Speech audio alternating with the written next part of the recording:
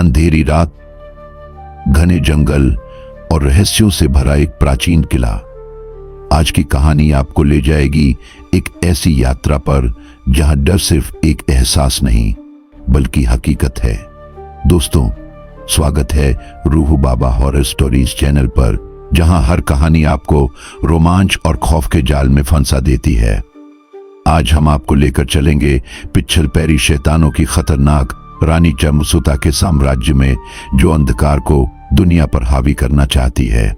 कहानी के केंद्र में है राशा, मासूम लेकिन खास लड़की, जिसके खून में छिपा है दुनिया के भविष्य का राज। साथ ही है सिकंदर, एक ऐसा इंसान जिसके भीतर देवताओं का आशीर्वाद और रहस्यमयी शक्तियां छिपी है। कहानी आपको मत्स्य घाटी के उस रहस्य तक ले जाएगी जहां विजय का बलिदान और प्राचीन किले का राज धीरे धीरे सामने आता है। लेकिन असली मोड़ तब आएगा जब इस यात्रा में सामने आएगी मत्स्योदरी, जो विष्णु भगवान के मत्स्य अवतार का प्रतिबिंब है और जो इस डरावनी और रहस्यमयी दुनिया को नई दिशा दे सकती है। तो जुड़िए हमारे साथ और तैयार हो जाइए डर, रोमांच और रहस्य से भरी इस अनोखी यात्रा पर, जो आपकी रातों की नींद छीन लेगी। तो चलिए सीधा असम के घने जंगलों में चलते हैं। और हां, हमें कमेंट्स में अपना नाम और आप कहां से हैं जरूर लिखें, ताकि हम जान सके कि हमारी ये कहानी किस किस कोने तक पहुंच रही है और आपके दिलों में कैसा असर छोड़ रही है। आपकी राय और सुझाव हमारे लिए बेहद खास हैं। रूह बाबा हॉरर स्टोरीज को लाइक करें, सब्सक्राइब करें और घंटी जरूर दबाएं, ताकि हर नई कहानी सबसे पहले आप तक पहुंचे। क्योंकि यहां हर डर एक सच है और हर सच एक नई कहानी का आगाज। जुड़े रहिए, क्योंकि रोमांच और रहस्य की ये यात्रा अभी खत्म नहीं हुई है। इस कहानी की शुरुआत होती है 13 जून 1936 की उस काली रात से। जोरों से कड़कड़ाती हुई बिजली और गर्जन करता आसमान, मानो धरती के सीने पर कोई प्राचीन क्रोध उतर आया हो। मूसलाधार बारिश असम के साइलेंट वैली के घने जंगल को ऐसे भिगो रही थी जैसे वे सदियों से प्यासे हों। यह जंगल, जो अपने रहस्यमयी वातावरण और प्राचीन कहानियों के लिए प्रसिद्ध था, अब विजय की आखिरी परीक्षा बन चुका था।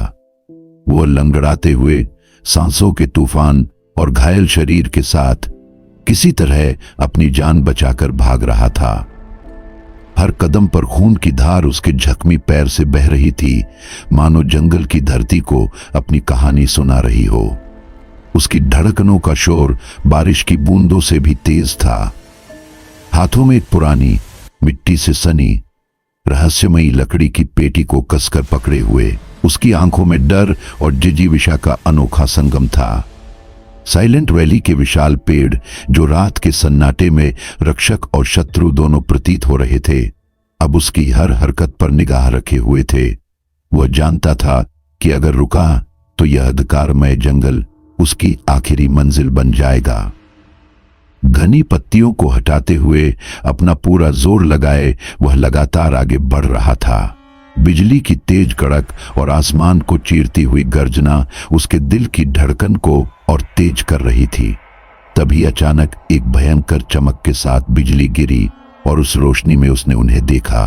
वो पिच्छल पैरी, जिनसे वह बचकर भाग रहा था। उनके विकराल शरीर अब हर तरफ से उसे घेर चुके थे, मानो जंगल का हर अंधेरा कोना उनकी मौजूदगी का हिस्सा हो। पिच्छल पैरियों में पुरुष और महिलाएं दोनों शामिल थीं, और उनकी उपस्थिति में ही एक अजीब सा संतुलन था, भय और आकर्षण का। पुरुष पिच्छल पैरी लंबे, हड्डियों के ढांचे जैसे दिखते थे। उनकी लंबाई 12 से 15 फीट तक की थी और उनके कंधे चौड़े मगर मांसहीन थे। उनकी पसलियां और जोड़ों की हड्डियां इतनी साफ झलक रही थीं कि लगता था जैसे उनकी चमड़ी पारदर्शी हो। उनके चेहरे पर बड़ी बड़ी लाल जलती हुई आंखें और एक भयंकर विकृत मुस्कान थी। सिर बिल्कुल चिकना था, मानो कभी कोई बाल उगे ही ना हो। उनके लंबे नुकीले हाथों में विशाल चमचमाती दरांती थी, जिसे वे इस तरह घुमा रहे थे कि उसकी आवाज हवा में गूंजती हुई विजय के कानों तक पहुंच रही थी। दूसरी तरफ पिछलपैरी महिलाएं उतनी ही भयानक और रहस्यमयी थीं। उनके काले चमकते हुए लंबे बाल उनके पतले और डरावने चेहरों को ढकते थे, मगर उनकी रक्त सी चमकती आंखें बालों की लटों के बीच से झांकती थीं।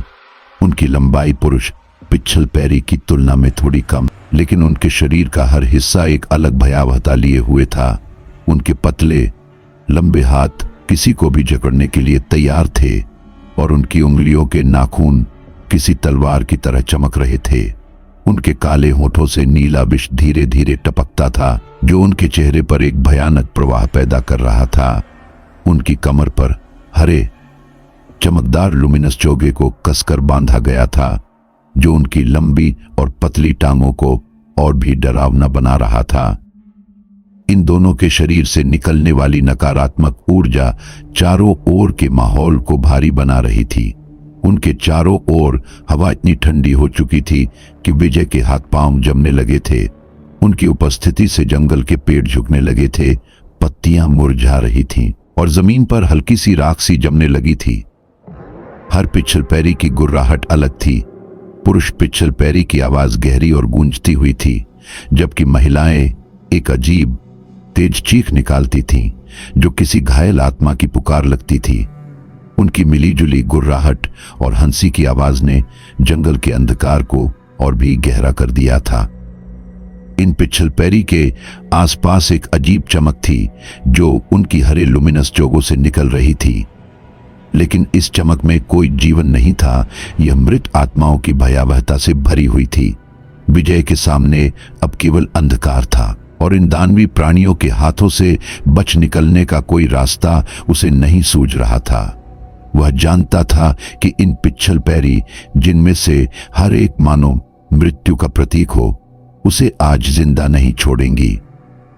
विजय को अब यह एहसास हो चुका था कि वह अंधेरे में सिर्फ उनसे बचने की कोशिश नहीं कर रहा था, बल्कि वह खुद अपने अंत से भागने का असंभव प्रयास कर रहा था।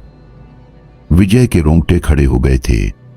उसकी आत्मा तक सिहर उठी थी। उसे अब पूरा यकीन हो गया था कि उसकी मौत तय है। तभी एक गगनभेदी चिल्लाहट ने जंगल की शांति को चीर दिया। यह आवाज इतनी भयावह थी कि आसपास के पक्षी आसमान में बेतहाशा उड़ने लगे और जंगल की जमीन कांप उठी। उसी क्षण अंधेरे की चादर को चीरती हुई वह आई। चर्मसुता, पिछलपैरियों की सबसे शक्तिशाली और क्रूर सरदार। चर्मसुता का स्वरूप किसी भी इंसानी कल्पना से परे था।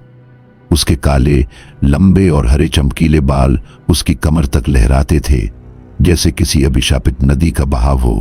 उन बालों से गाढ़े काले धुएं का गुबार उठता था, जो हवा में जहर घोल रहा था। उसका चेहरा गहरे लाल रंग का था, मानो किसी अनंत अग्नि में जल रहा हो। उसकी चमकीली, भेदती हुई आंखें इतनी तीव्र थीं कि उनके सामने विजय की सांसें थम गईं। वह आंखें किसी इंसान की आत्मा को खींच लेने की शक्ति रखती थीं और उनमें घृणा और क्रूरता की ऐसी चमक थी जो किसी भी जीव को जड़ कर देने के लिए पर्याप्त थी। उसके हाथ इतने लंबे और भयानक थे कि उनके पंजे किसी शिकारी जानवर के समान थे।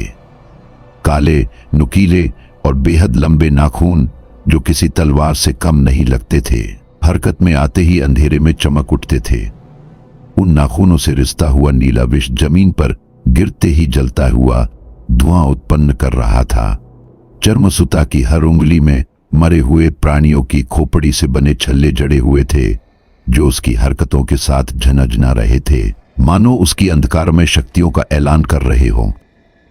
उसकी लंबाई 12 फीट से भी अधिक थी और उसका शरीर इतना दुबला और विकृत था कि उसकी हड्डियां उसकी गहरे काले और रक्त लाल चमड़े जैसी त्वचा से बाहर झांकती थीं। उसकी हर हड्डी पर नीले और हरे रंग के चमकीले धब्बे थे, जो उसकी शक्ति का प्रतीक थे। चर्मसुता का काला लुमिनस चोगा, जिसमें मृत आत्माओं की चीखें गूंजती प्रतीत होती थीं, हवा में ऐसे लहरा रहा था जैसे वह खुद अंधेरे का एक जीवित हिस्सा हो। उसकी सबसे भयानक चीज थी उसका आभा मंडल, जो हर तरफ एक नकारात्मक ऊर्जा फैलाए हुए था। जैसे ही वह विजय के पास आई, आसपास के पेड़ मुरझाने लगे, उनके पत्ते राख में बदलने लगे और जमीन पर एक घुटन भरी ठंडक छा गई। उसका अस्तित्व इतना शक्तिशाली था कि उसने अपने चारों ओर के अंधकार को और गाढ़ा कर दिया था। उसके पीछे खड़े 3 काले चोगे में छुपे हुए पिछले पैरी मानो चर्मसुता की ही परछाई हो, उसकी क्रूरता और शक्ति के सामने बौने लग रहे थे। लेकिन वे सिर्फ खड़े नहीं थे, वे उसके चारों ओर गोल गोल घूम रहे थे, जैसे किसी भयावह मंत्र का जाप करते हुए। उनके शरीर से निकलता काला धुआं चर्मसुता के चारों ओर एक अभिशप्त चक्र बना रहा था। उनके चोगे से बाहर झांकते नुकीले हाथ, जिनकी उंगलियों के सिरों पर चांदी की चमचमाती अंगुलियां थीं, रह रहकर चमक उठते थे, मानो अंधेरे को काट रही हो। उनकी हरकतें धीमी लेकिन बेहद भयावह थीं, जैसे वे चर्मसुता की शक्ति को और बढ़ाने के लिए अपने जीवन का अंश उसमें समर्पित कर रहे हों। तीनों पिछले पैरी चर्मसुता के चारों ओर इस तरह लिपटे हुए थे जैसे कोई रक्षा कवच हो। लेकिन यह कवच नहीं, बल्कि एक जादुई चक्र था जो उसे और भी अधिक भयावह और अजय बना रहा था। उनकी हर घुमाव के साथ हवा भारी हो रही थी और उनके चोगे से उठता गाढ़ा धुआं जमीन पर एक परत जैसा बिछने लगा था। उनके घूमने की गति के साथ वातावरण में एक अजीब सी गूंज पैदा हो रही थी, मानो सैकड़ों आत्माएं एक साथ चिल्ला रही हों। उनके चेहरे पूरी तरह छुपे हुए थे, लेकिन चोगे के भीतर से 2 जलती हुई लाल आंखें हर बार झलकती थीं जब वे घूमते हुए चर्मसुता की तरफ झुकते। उनकी हर हरकत से ऐसा लगता था कि वे चर्मसुता के आदेश का पालन करने वाले मृत्यु के दूत हैं। उनकी उपस्थिति न केवल चर्मसुता की शक्ति को प्रकट कर रही थी, बल्कि यह भी दिखा रही थी कि वह केवल एक पिछल पैरी की रानी नहीं थी, वह मृत आत्माओं की संचालिका और अंधकार की देवी थी। जब वे तीनों पिछल पैरी चर्मसुता के चारों ओर पूरी तरह से लिपटे हुए घूम रहे थे, उनकी धीमी गुर्राहट और फुसफुसाहट जंगल की खामोशी को काट रही थी। हर फुसफुसाहट में जैसे विजय का नाम लिया जा रहा था और उसे अपनी मृत्यु का एहसास और भी गहरा होता जा रहा था। यह स्पष्ट था कि चर्मसुता और उसकी परछाई जैसे ये 3 पिछल पैरी विजय के अंत की भूमिका लिखने वाले थे। चर्मसुता ने विजय की ओर देखते हुए कहा, आखिरकार तुम मेरे सामने आ ही गए विजय। कितने दिनों से मैं तुम्हें खोज रही थी। अब तुम भी और तुम्हारे सारे राज भी मेरे हाथ से नहीं बच सकते। यह तुम्हारा अंत है और मेरी शुरुआत। उसकी आवाज में इतनी गूंज और क्रूरता थी कि विजय के शरीर में ठंडक दौड़ गई। विजय, जिसका चेहरा पसीने से तरबतर था और आवाज कांप रही थी, डर के बावजूद हिम्मत जुटाकर बोला, तुम अपने मंसूबों में कभी कामयाब नहीं होगी चर्मसुता। तुम्हारे जैसे दुष्ट को कोई न कोई रोकने जरूर आएगा। तुम दुनिया पर राज करने का सपना देख रही हो, लेकिन वो शक्ति तुम्हारे हाथ कभी नहीं आएगी। चर्मसुता ने एक क्रूर मुस्कान के साथ जवाब दिया, रोकने? मुझे? तुम जैसे कमजोर इंसान मुझे रोकने की बात कर रहे हो? मैं पिछल पैरियों की रानी हूं। जब मैं चाहूं, जिसे चाहूं नष्ट कर सकती हूं। यह जंगल, यह अंधकार और यह दुनिया मेरी है, और वह शक्ति, वह रहस्य जो तुम्हारे पास है, वह अब मेरे पास आने वाला है। उसके बाद इस दुनिया का हर जीव मेरी दया का मोहताज होगा। हर सांस मेरी अनुमति से चलेगी। मैं हर चीज की रानी बनूंगी। विजय की टांगें कांप रही थीं और डर के मारे उसकी पैंट गीली हो गई। उसकी सांसें तेज हो गईं और गले से मुश्किल से आवाज निकली, तुम्हें वो कभी नहीं मिलेगा। वो शक्ति तुम्हारे जैसे दुष्ट हाथों में कभी नहीं जाएगी। वो शक्ति अच्छाई के लिए बनी है, तुम्हारे जैसे विनाशकारी प्राणी के लिए नहीं। चर्मसुता धीरे धीरे उसकी ओर बढ़ी। उसके लंबे नाखूनों से नीले रंग का जहर टपक रहा था। उसने ठंडे स्वर में कहा, तुम्हारे पास जो यह लकड़ी का डिब्बा है वह मेरे लिए सब कुछ है। उसमें वह राज छुपा है जो मुझे मेरी शक्ति तक ले जाएगा। तुमने इसे बचाने की कितनी कोशिश की, लेकिन अब यह मेरे हाथों से नहीं बच सकता। विजय ने हड़बड़ी में डिब्बे को अपने पीछे छुपाने की कोशिश की, लेकिन उसकी कांपती उंगलियां उसके डर को और जाहिर कर रही थीं। इससे पहले कि वह और कुछ कर पाता, चर्मसुता ने अपने भयंकर दरांती जैसे नाखून उसकी खोपड़ी में गाड़ दिए। विजय की चीख इतनी भयावह थी कि जंगल की हर दिशा में गूंज उठी। उसकी आंखें भय से खुली हुई थीं, लेकिन उसका शरीर अब पूरी तरह से जवाब दे चुका था। चर्मसुता ने उसकी खोपड़ी को बेरहमी से फाड़ डाला। खून चारों ओर बिखर गया और विजय का निढाल शरीर वहीं ढेर हो गया। चर्मसुता ने खून से सने अपने हाथों को घूरते हुए अपनी भयावह मुस्कान के साथ पिछल पैरी सैनिकों की ओर देखा। उसकी खून टपकाती उंगलियों से डरावनी लकीरें खींचती हुई उसकी नजरें इतनी भयानक थीं कि उसके चारों ओर घूम रहे पिछल पैरी तुरंत विजय की लाश पर टूट पड़े। जंगली जानवरों की तरह वे उसकी लाश को नोच नोच कर खाने लगे। मांस के टुकड़े इधर उधर बिखर गए, खून की धाराएं जमीन को रंगने लगीं और उसकी चीखों की गूंज अब जंगल की सन्नाटी भयावहता में घुल चुकी थी। चर्मसुता ने विजय की लाश के पास झुककर उसके खून से अपना हाथ फिर से भिगोया और धीरे धीरे उसे अपने चेहरे पर मलने लगी। उसकी आंखों में पागलपन और विजय पर हुई अपनी जीत का गर्व झलक रहा था। उसने अपनी भयानक हंसी के साथ जंगल की ओर देखा, मानो ये उसका साम्राज्य हो और वह इसकी निर्विवाद रानी। उसके चेहरे पर विजय का खून लाल लकीरों की तरह चमक रहा था और उसके इस घृणित कृत्य को देखकर पिच्चल पैरी सैनिक और अधिक भयानक और बेकाबू हो गए। उनकी गुर्राहट और हड्डियों को चीरने की आवाजें जंगल में गूंज रही थीं, मानो यह किसी अंतहीन नरसंहार की शुरुआत हो। इसके बाद चर्मसुता ने विजय के खून से सने लकड़ी के डिब्बे को उठाया। उसकी उंगलियां डिब्बे के चारों ओर एक खौफनाक दृढ़ता से घूम रही थीं, मानो वह उस डिब्बे के अंदर छिपे हर राज को पहले ही जान चुकी हो। उसने उसे धीरे धीरे खोला। डिब्बे के भीतर से एक प्राचीन फटे हुए कागज का टुकड़ा निकला, जिसके किनारे खून से सने हुए थे। उस कागज पर कुछ लिखा हुआ था, एक नाम।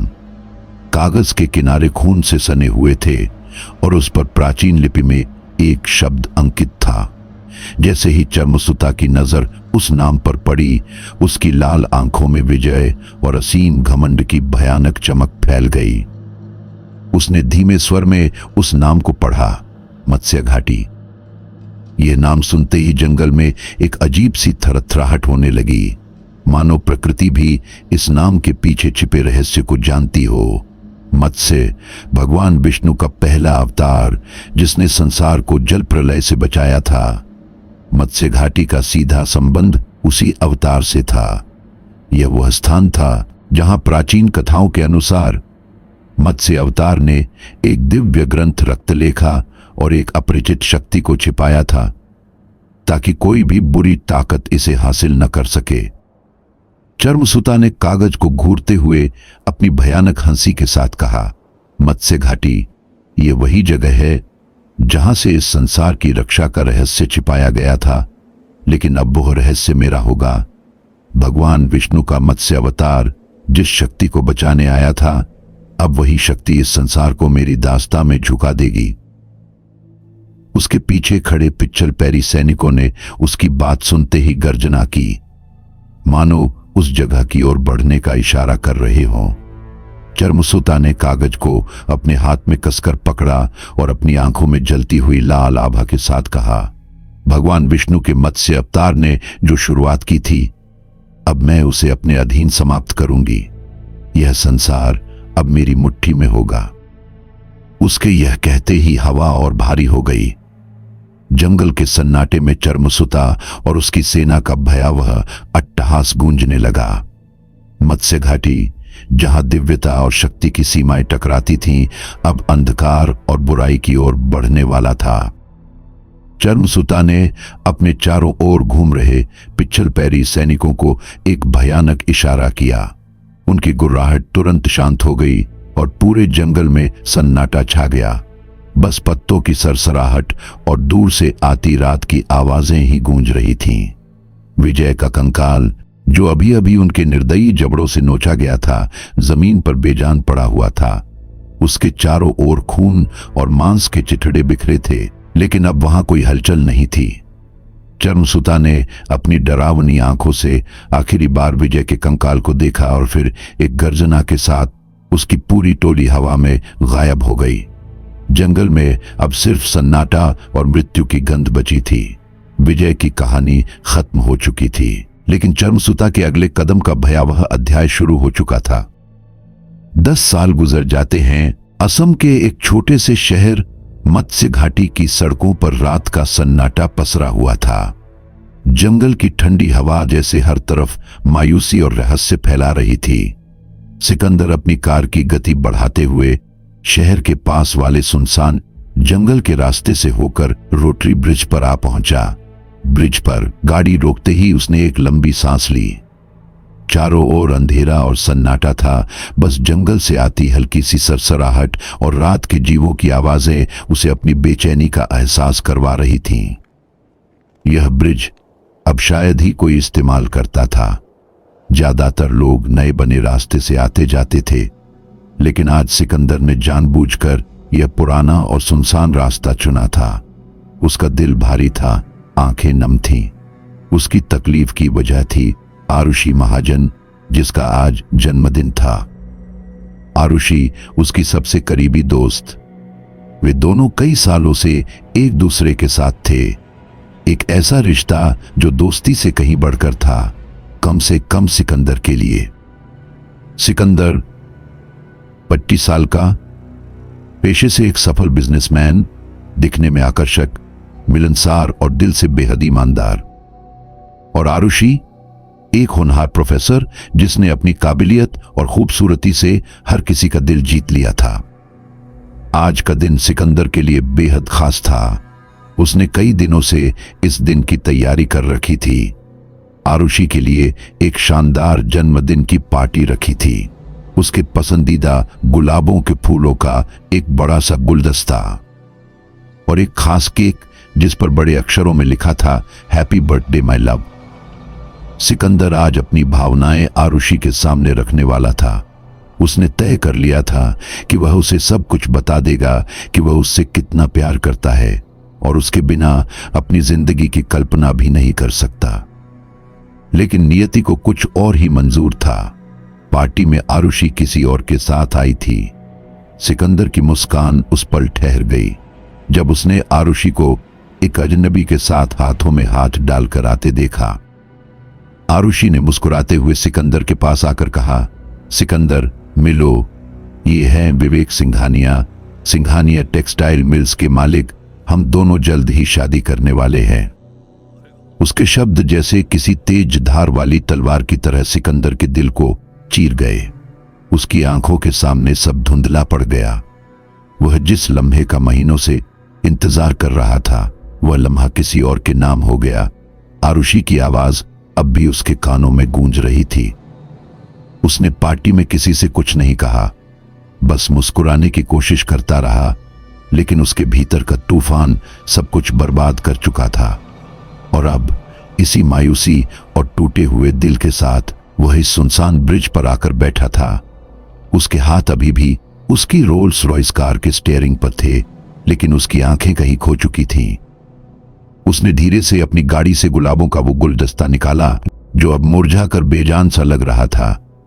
उसने एक गहरी सांस ली और रोटरी ब्रिज के किनारे आकर नीचे बहती नदी में उसे फेंक दिया। पानी की लहरों में गुलाब के वो सूखे फूल धीरे धीरे डूबने लगे। उसके दिमाग में आरुषि की मुस्कान, उसका चेहरा और उसके वो शब्द बार बार गूंज रहे थे, हम दोनों जल्द ही शादी करने वाले हैं। सिकंदर की छाती में एक गहरी हुक उठी। उसका दिल मानो टुकड़े टुकड़े हो गया था। उसकी आंखों में आंसू भर आए और वो धीरे धीरे बहने लगे, लेकिन वह कुछ नहीं बोला। उसकी पीड़ा इतनी गहरी थी कि उसने उसे चुपचाप सहने की ठान ली। आसपास के जंगल की खामोशी, बहती नदी का मध्यम स्वर और सन्नाटा सब उसकी इस चुप पीड़ा के साथी बन गए थे। उसकी तकलीफ उस अंधेरे आसमान की तरह थी जिसमें कोई तारा नहीं था, सिर्फ एक खालीपन। उसने ब्रिज के उस तरफ देखा जहां से जंगल की काली परछाइयां नजर आ रही थीं। उसे लग रहा था जैसे अंधकार भी उसकी तकलीफ का मजाक उड़ा रहा हो। उसके दिल का सारा प्यार, सारी उम्मीदें आज टूटकर बिखर चुकी थीं। और इस रात इस सुनसान ब्रिज पर सिकंदर की खामोशी शायद उसकी सबसे बड़ी चीख थी। सिकंदर ने धीरे से केक का डिब्बा खोला और उसे एक पुराने ठंडे पत्थर पर रख दिया। पत्थर के ठीक सामने बैठकर उसने अपनी थकी हुई आंखें बंद की और एक गहरी सांस लेते हुए अपने दिल की टूटन को बहने दिया। उसकी आंखों से आंसू बहे जा रहे थे और उसकी हर सांस में दर्द और पछतावा झलक रहा था। वो हमेशा से मजबूत इंसान था जिसने अपने जीवन में हर चुनौती का डटकर सामना किया था, लेकिन प्यार में हारने का यह दर्द उसकी आत्मा को चीर रहा था। आज उसे खालीपन का गहरा एहसास हो रहा था, जैसे उसकी जिंदगी से सब कुछ छिन गया हो और वो अकेला रह गया हो। नदी की लहरें और जंगल की खामोशी उसे और भी उदास कर रही थी। उसकी आंखों में अचानक अपने मरहूम पिता की तस्वीर उभर आई। उसे याद आया कि कैसे उसके पिता हर सुबह मुस्कुराते हुए उसे जगाते थे और शिकार के किस्से सुनाते थे। लेकिन फिर वो मनहूस दिन याद आया जब उसके पिता जंगल में शिकार के दौरान जंगली जानवर के हमले का शिकार हो गए थे। उनका लहूलुहान शरीर जब घर लाया गया था तो उसकी मां की चीखें और गांव वालों का मातम अभी भी उसकी यादों में ताजा था। वो दिन उसकी जिंदगी का सबसे दर्दनाक दिन था। आज उसे अपने पिता की सिखाई हुई बातें याद आ रही थीं। कभी हार मत मानना सिकंदर, जिंदगी तुम्हें हर मोड़ पर परखेगी, लेकिन तुम्हें हमेशा मजबूत बनकर खड़ा रहना है। उसके पिता की वही आवाज उसके कानों में गूंज रही थी, लेकिन आज वो खुद को कमजोर महसूस कर रहा था। खालीपन ने उसकी आत्मा को घेर लिया था। नदी की लहरें और आसमान की उदासी मानो उसके दुख को और गहरा कर रही थीं। थोड़ी देर यूं ही बैठने के बाद उसकी नजर उस केक पर पड़ी। वह गुलाबों की सजावट वाला केक जिसे उसने आरुषि के लिए इतने प्यार से तैयार करवाया था। उसे देखते ही सिकंदर का गुस्सा उबल पड़ा। उसने झटके से केक उठाया, मानो उस पर सारा दर्द और गुस्सा निकाल देना चाहता हो। उसकी आंखों में आंसुओं के साथ साथ आग भी झलक रही थी। वह केक को ब्रिज के नीचे फेंकने ही वाला था कि अचानक पीछे से एक मधुर, कोमल और प्यारी सी आवाज ने उसे रोक दिया। रुक जाइए, उस केक को मत फेंकिए।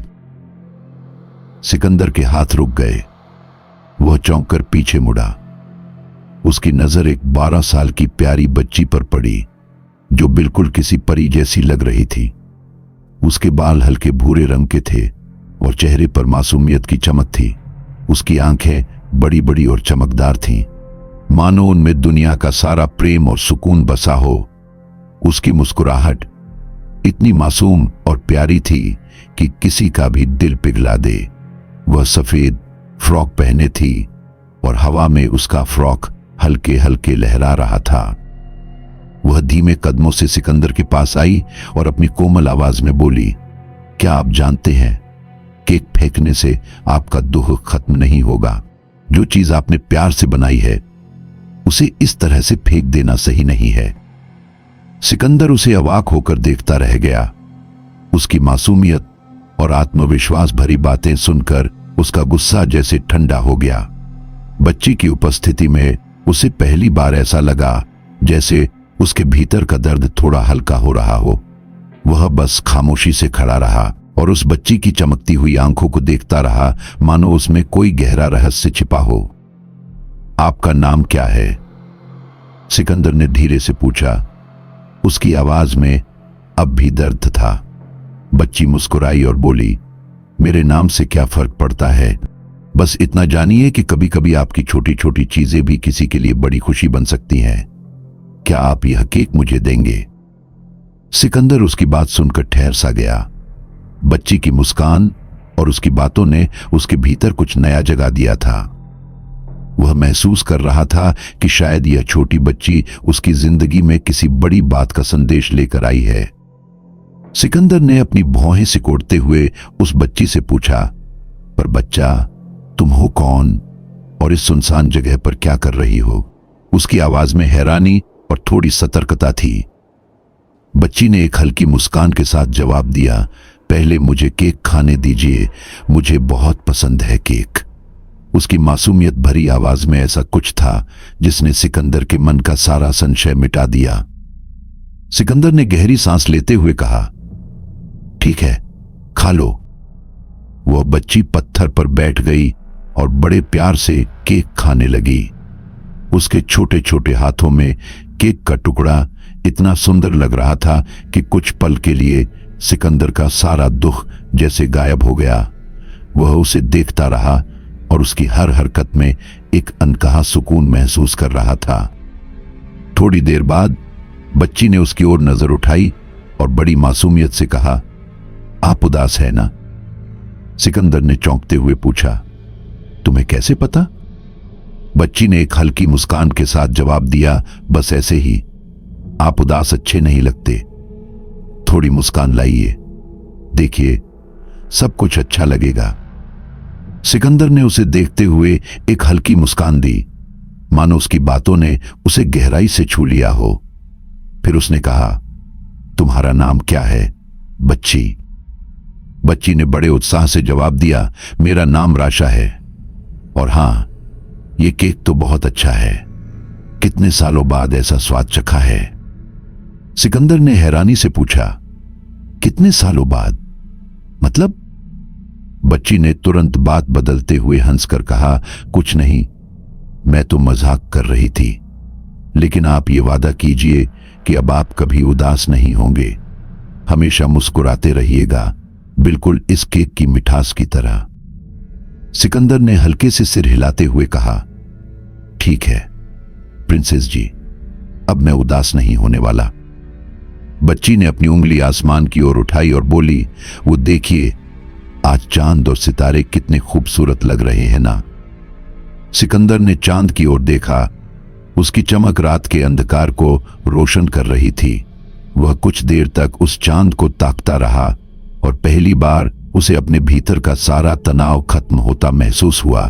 वह गहरी सांस लेकर मुस्कुराया, मानो अब उसके दिल का सारा बोझ उतर चुका हो। लेकिन तभी उसके दिमाग में एक ख्याल आया, यह बच्ची अब तक उसे यह नहीं बताई कि वह यहां आई कैसे। उसने तुरंत अपने बगल में देखा, लेकिन जैसे ही उसने नजर घुमाई, उसका दिल दहल गया। वह बच्ची जो अभी तक उसके साथ बैठी थी, अब वहां नहीं थी। पत्थर खाली पड़ा था और केक का आखिरी टुकड़ा भी गायब हो चुका था। चारों ओर घना सन्नाटा था और जंगल की हवा अब और ठंडी लग रही थी। सिकंदर का दिल तेजी से धड़कने लगा। वो सोचने लगा, आखिर ये राशा थी कौन और वो अचानक कहां गायब हो गई? उसकी नजर आसमान की ओर फिर गई। चांद अब भी उतना ही चमक रहा था, लेकिन सिकंदर के दिल में अब एक अजीब सा रहस्य घर कर चुका था। राशा की मुस्कान, उसकी बातें और उसका अचानक गायब हो जाना, इन सब ने उसकी रात को एक ऐसा मोड़ दे दिया जिसे वह कभी भूल नहीं सकता था। सिकंदर ने कई देर तक इधर उधर उसे ढूंढा, हर तरफ नजरें दौड़ाईं, ब्रिज के नीचे झांका, जंगल के रास्तों पर ध्यान लगाया, लेकिन उस मासूम बच्ची का कहीं कोई अता पता नहीं था। उसका दिल बेचैन था और दिमाग सवालों से भरा हुआ। वो सोचने लगा, आखिर वह कौन थी? इस इलाके में तो दूर दूर तक कोई घर भी नहीं है। जंगल और वीरान रास्तों के सिवा यहां कुछ भी नहीं। तो वह आई कहां से? वह पत्थर पर बैठा गहरी सांसें लेते हुए सोच में डूब गया। उसका सिर घूम रहा था, मानो कोई अनसुलझा रहस्य उसके दिमाग को जकड़े हुए हो। तभी उसकी सोच को उसके फोन की रिंग ने तोड़ा। वह झटका खाकर उठा और स्क्रीन पर अपनी मां का नाम देखकर राहत की सांस ली। फोन उठाते ही उसने थकी हुई आवाज में कहा, मां, रास्ते में हूं, आ रहा हूं घर। सफर के दौरान वह शांत रहा, लेकिन उसके भीतर का तूफान थम नहीं रहा था। घर पहुंचने के बाद भी उसकी हालत वैसी ही थी। वह बिस्तर पर लेटा, लेकिन नींद उसकी आंखों से कोसों दूर थी। वह बेचैन होकर छत को ताकता रहा। पता नहीं क्यों, पर उस बच्ची का चेहरा बार बार उसकी आंखों के सामने आ रहा था। जिस आरुषि ने कुछ घंटे पहले तक उसके दिल पर राज किया था, वह अब कहीं धुंधली सी याद बनकर रह गई थी। अब उसके दिल की धड़कने और उसका हर ख्याल सिर्फ उस बच्ची के इर्द गिर्द घूम रहा था। उस मासूम चेहरे की मुस्कान, उसकी कोमल बातें और उसके शब्द हमेशा मुस्कुराइए, यह सब उसके कानों में गूंज रहे थे। सिकंदर को महसूस हुआ कि उस बच्ची ने न सिर्फ उसकी खोई हुई मुस्कान लौटाई, बल्कि उसे फिर से जिंदगी को एक नई नजर से देखने का रास्ता दिखाया। लेकिन यह सवाल उसे भीतर तक परेशान कर रहा था, वह अचानक कहां चली गई? वह कौन थी? क्या वह सच में एक आम बच्ची थी, या फिर?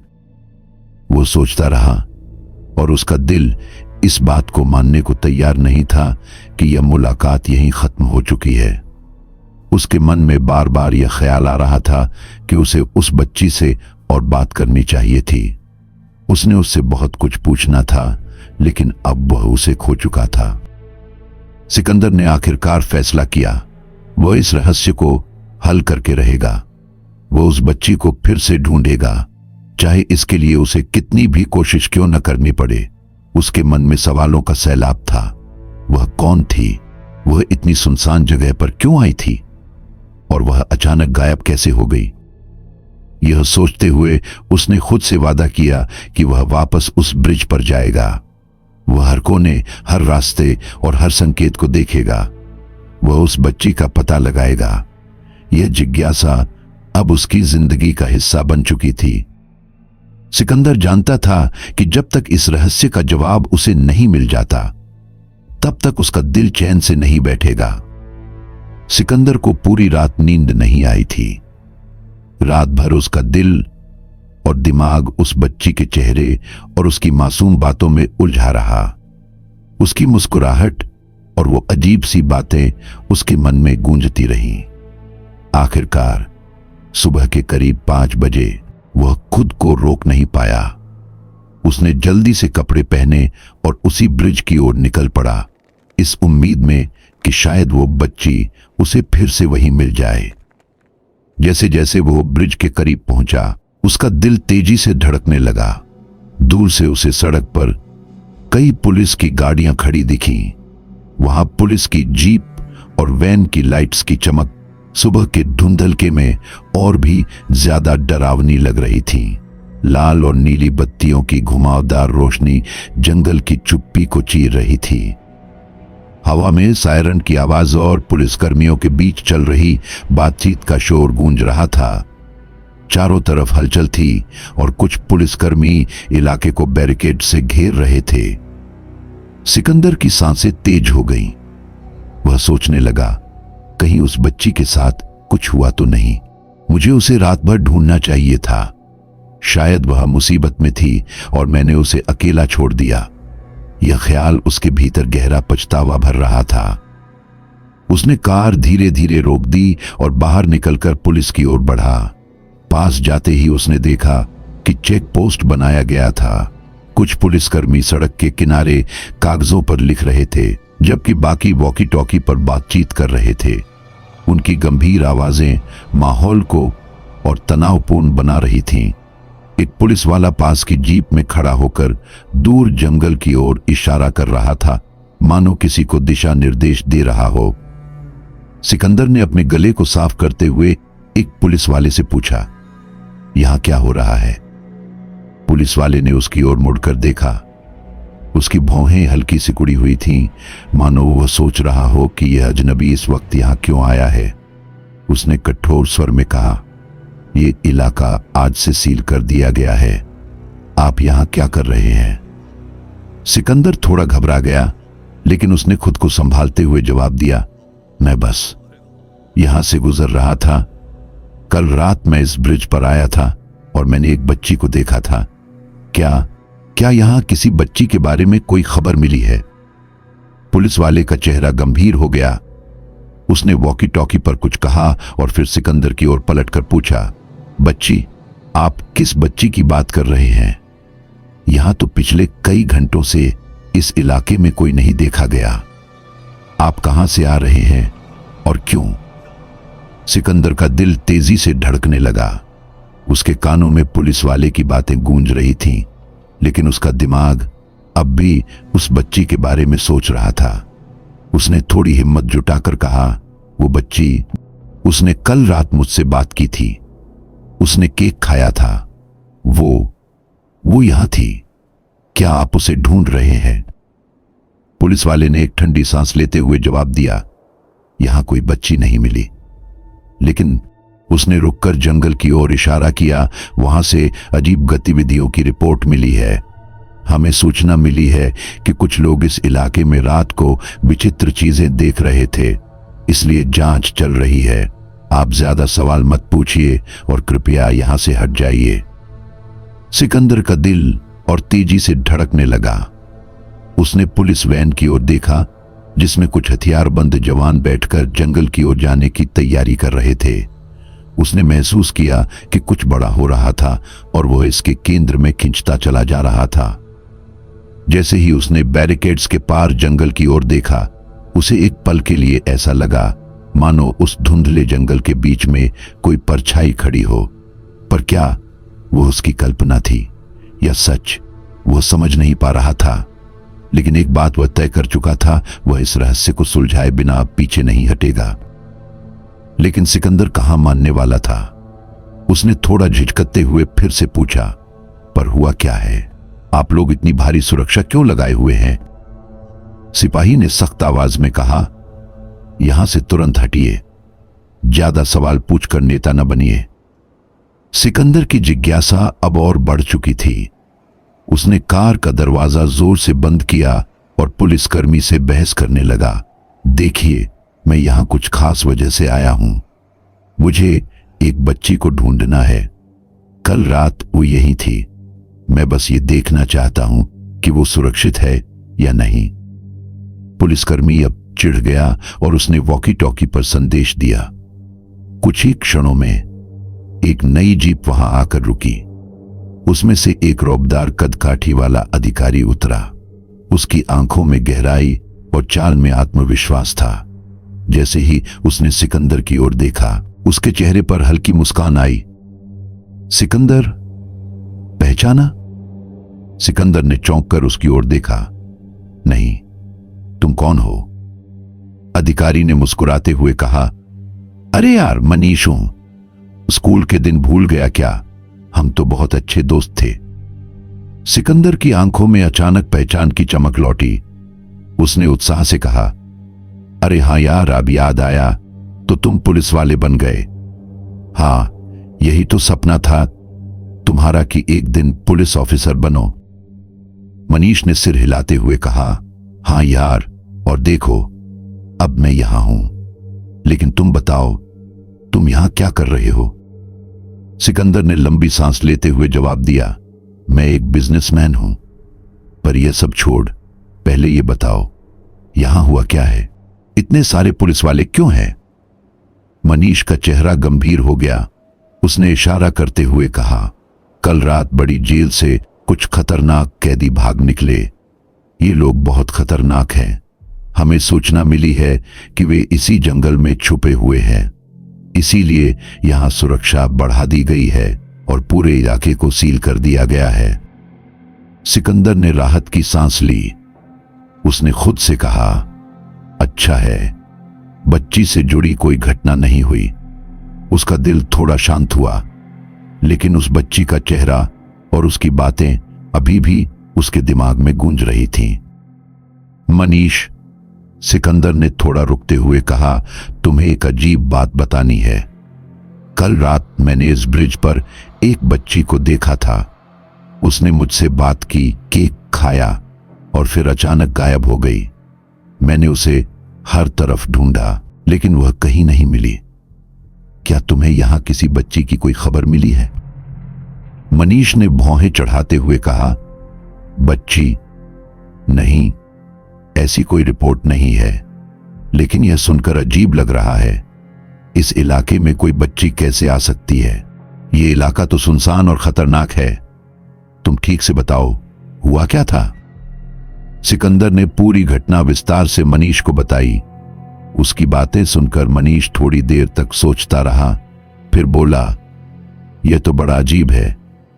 अगर वो बच्ची गायब हो गई तो हमें इसकी जांच करनी होगी। तुमने सही किया जो मुझे बताया।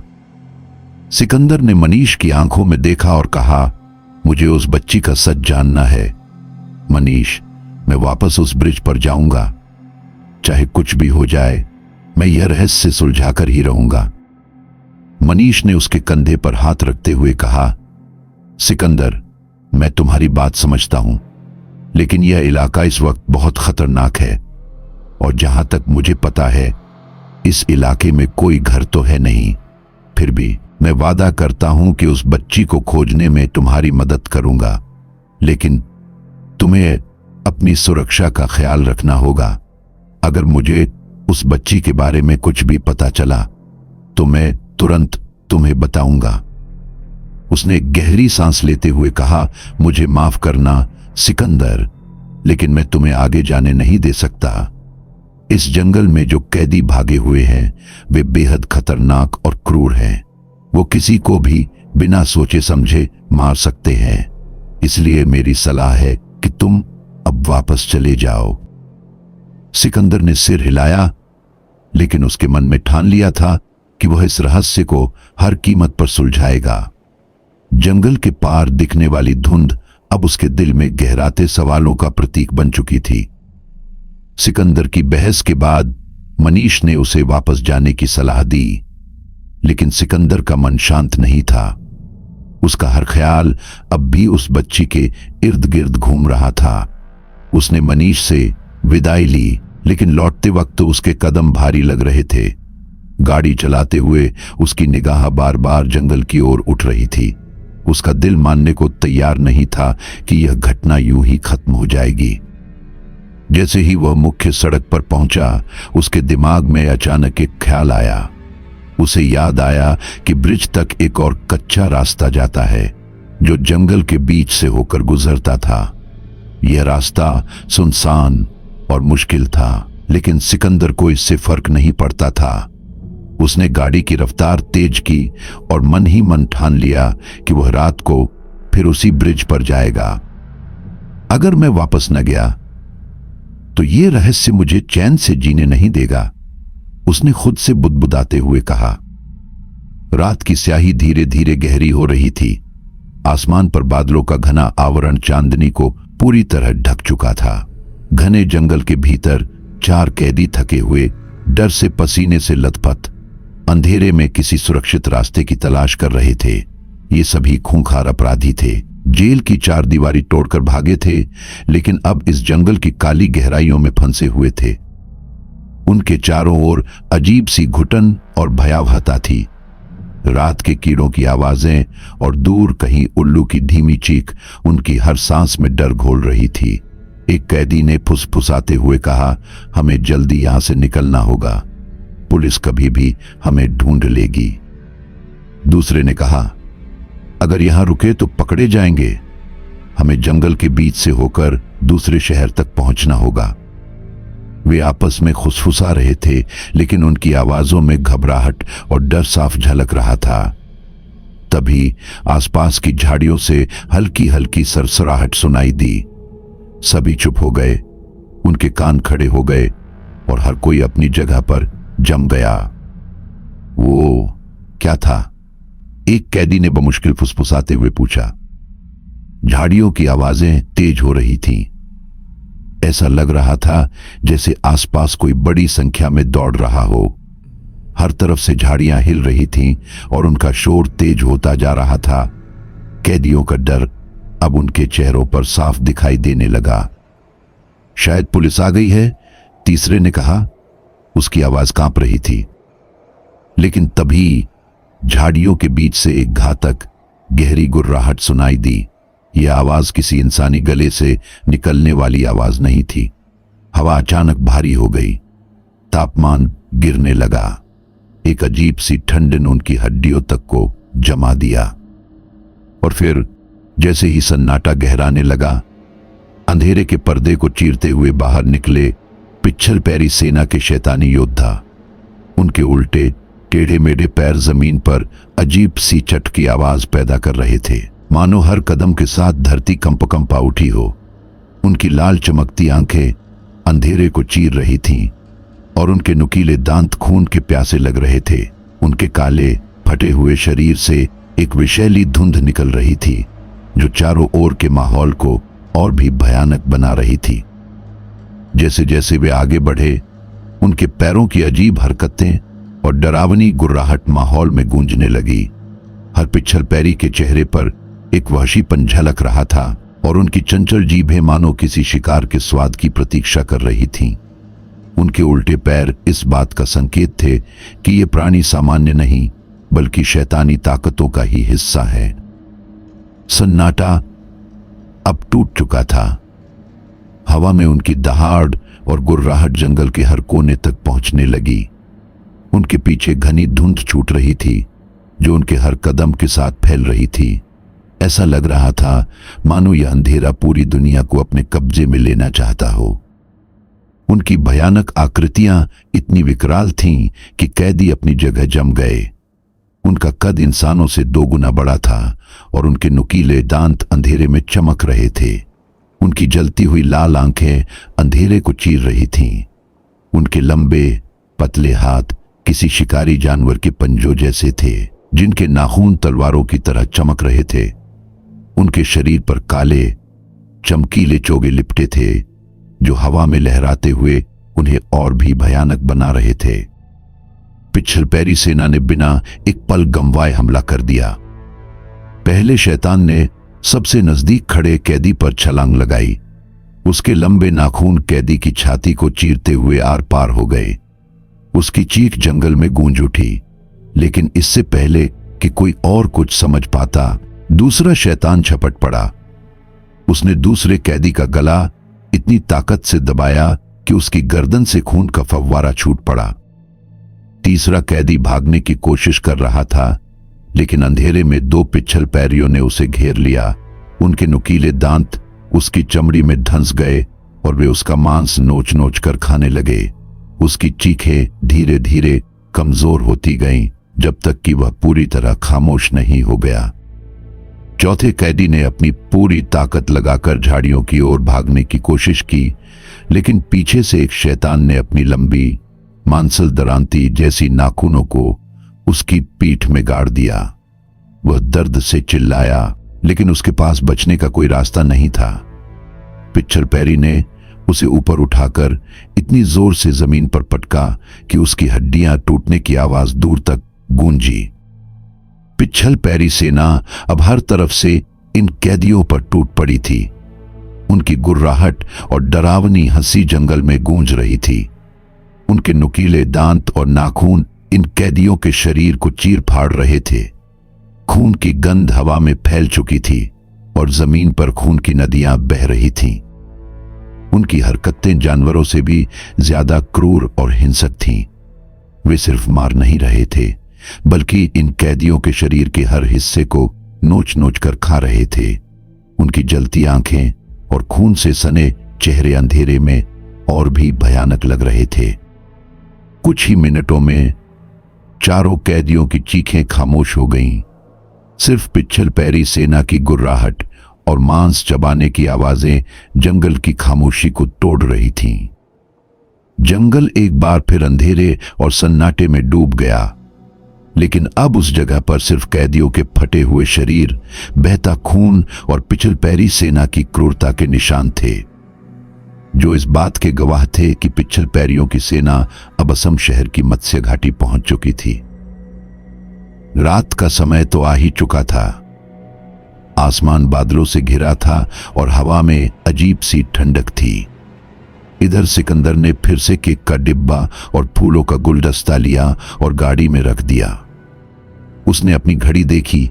रात का ठीक वही वक्त था जब पिछली रात उसने उस बच्ची को देखा था।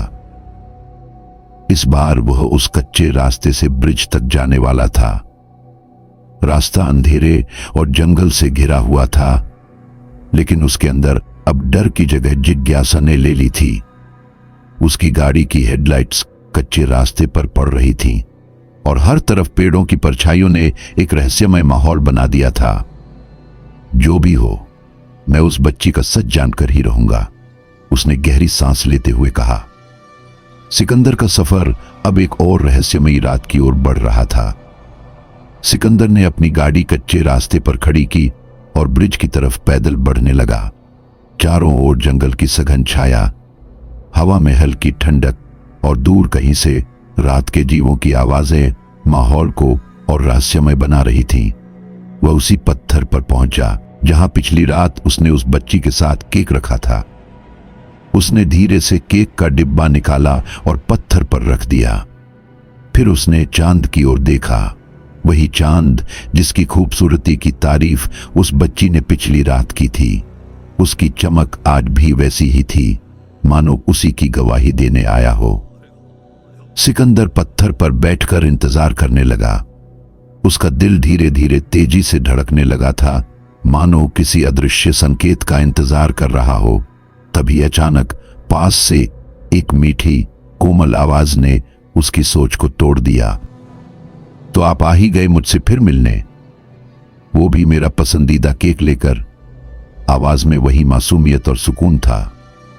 सिकंदर ने तुरंत पीछे मुड़कर देखा। राशा एक बार फिर उसी सफेद ड्रेस में खड़ी थी। उसके चेहरे पर वही मासूम मुस्कान, उसकी आंखों की चमक और ठहरी हुई मासूमियत ने सिकंदर के दिल में अजीब सा सुकून भर दिया। सिकंदर खुशी से उसके पास पहुंचा और उसका हाथ पकड़ते हुए बोला, बच्चा, तुम कहां चली गई थी? तुम रहती कहां हो? मैं तुम्हें पूरी रात ढूंढता रहा। राशा ने शरारत भरी मुस्कान के साथ जवाब दिया, अरे पहले केक फिर बातें। उसने केक का एक टुकड़ा उठाया और उसे प्यार से सिकंदर की ओर बढ़ाया। आप भी खाइए, यह केक तो मेरे लिए है, लेकिन आपको भी इसका हिस्सा मिलना चाहिए, उसने हंसते हुए कहा। सिकंदर ने उसकी मासूमियत पर हल्की मुस्कान दी और उसकी दी हुई मिठास को ग्रहण किया। फिर गहरी नजरों से उसे देखते हुए बोला, अब तो बताओ, तुम रहती कहां हो? यह जगह तो सुनसान है, यहां आसपास कोई घर भी नहीं। राशा ने उसकी बात का जवाब देने से पहले अपने कपड़े की सिलवटें ठीक की और धीमे स्वर में बोली, मैं आपको नहीं बता सकती, बस इतना जान लीजिए कि मैं सुरक्षित हूं और अच्छे से रहती हूं। सिकंदर की भौहें सिकुड़ गईं। उसने गंभीरता से पूछा, पर कैसे? यहां तो कोई घर भी नहीं है, और अगर तुम किसी मुसीबत में हो तो मुझे बताओ, मैं तुम्हारी मदद कर सकता हूं। राशा ने उसकी ओर देखा। उसकी मुस्कान अब भी वैसी ही थी, लेकिन उसकी आंखों में एक गहरा राज छिपा था। उसने हल्के स्वर में कहा, मैं आपको नहीं बता सकती और ना ही मैं चाहती हूं कि आप किसी मुसीबत में पड़े। आप बहुत अच्छे इंसान हैं, बस कभी कभी मेरे लिए केक लाया करेंगे ना? सिकंदर ने उसकी मासूमियत को महसूस किया, लेकिन उसके दिल में बेचैनी और बढ़ गई। उसने सीधा सवाल दागा, मुसीबत की बात मत घुमाओ राशा, मुझे सच बताओ, बात क्या है? तुम कौन हो और कहां से आई हो? राशा ने गहरी सांस लेते हुए जवाब दिया, मेरा कोई दोस्त नहीं है, मैं अपने घर वालों से छिपकर यहां घूमने आई थी। तब मुझे आप मिले मेरे पसंदीदा केक के साथ, लेकिन मैं आपको यह नहीं बता सकती कि मैं कहां से आई हूं। सिकंदर अब और भी बेचैन हो गया। उसने गंभीर लहजे में कहा, राशा, मैं तुम्हें अब यहां से अकेले जाने नहीं दूंगा। तुम्हें जो भी तकलीफ है या जो भी छुपा रही हो, मैं जानकर रहूंगा। राशा ने उसकी बात सुनी, लेकिन इस बार उसकी मुस्कान फीकी पड़ गई। उसकी आंखों में हल्का दर्द उभर आया। उसने नजरें झुका ली, जैसे वह कुछ कहना चाह रही हो, लेकिन उसके शब्द उसके होठों तक नहीं आ रहे थे। जंगल के ठंडे सन्नाटे में दोनों के बीच रहस्यमय खामोशी छा गई थी, लेकिन सिकंदर अब अपनी जिज्ञासा को रोकने के मूड में नहीं था। उसके सवाल अब जवाब मांग रहे थे। रात का अंधेरा अब पूरी तरह घना हो चुका था और मत्स्य घाटी के जंगल की ठंडी हवा में अगरवुड के पेड़ों की भीनी खुशबू के साथ मौत की खामोशी घुल चुकी थी। चांदनी झाड़ियों और ऊंचे पेड़ों के बीच से झांकने की कोशिश कर रही थी, लेकिन घने बादलों ने उसे भी रोक रखा था। सिकंदर और राशा ब्रिज के पास खड़े थे। अचानक एक भयानक और गूंजती हुई गुर्राहट ने माहौल के सन्नाटे को चीर दिया। आवाज इतनी खौफनाक थी कि सिकंदर और राशा दोनों चौंककर पीछे हट गए। सिकंदर ने ब्रिज के उस पार देखा। वहां झाड़ियों के बीच से कुछ अजीब साए उभर रहे थे। धीरे धीरे वे साए और करीब आते गए और जैसे ही चांद की हल्की रोशनी उन पर पड़ी, सिकंदर का दिल दहल गया।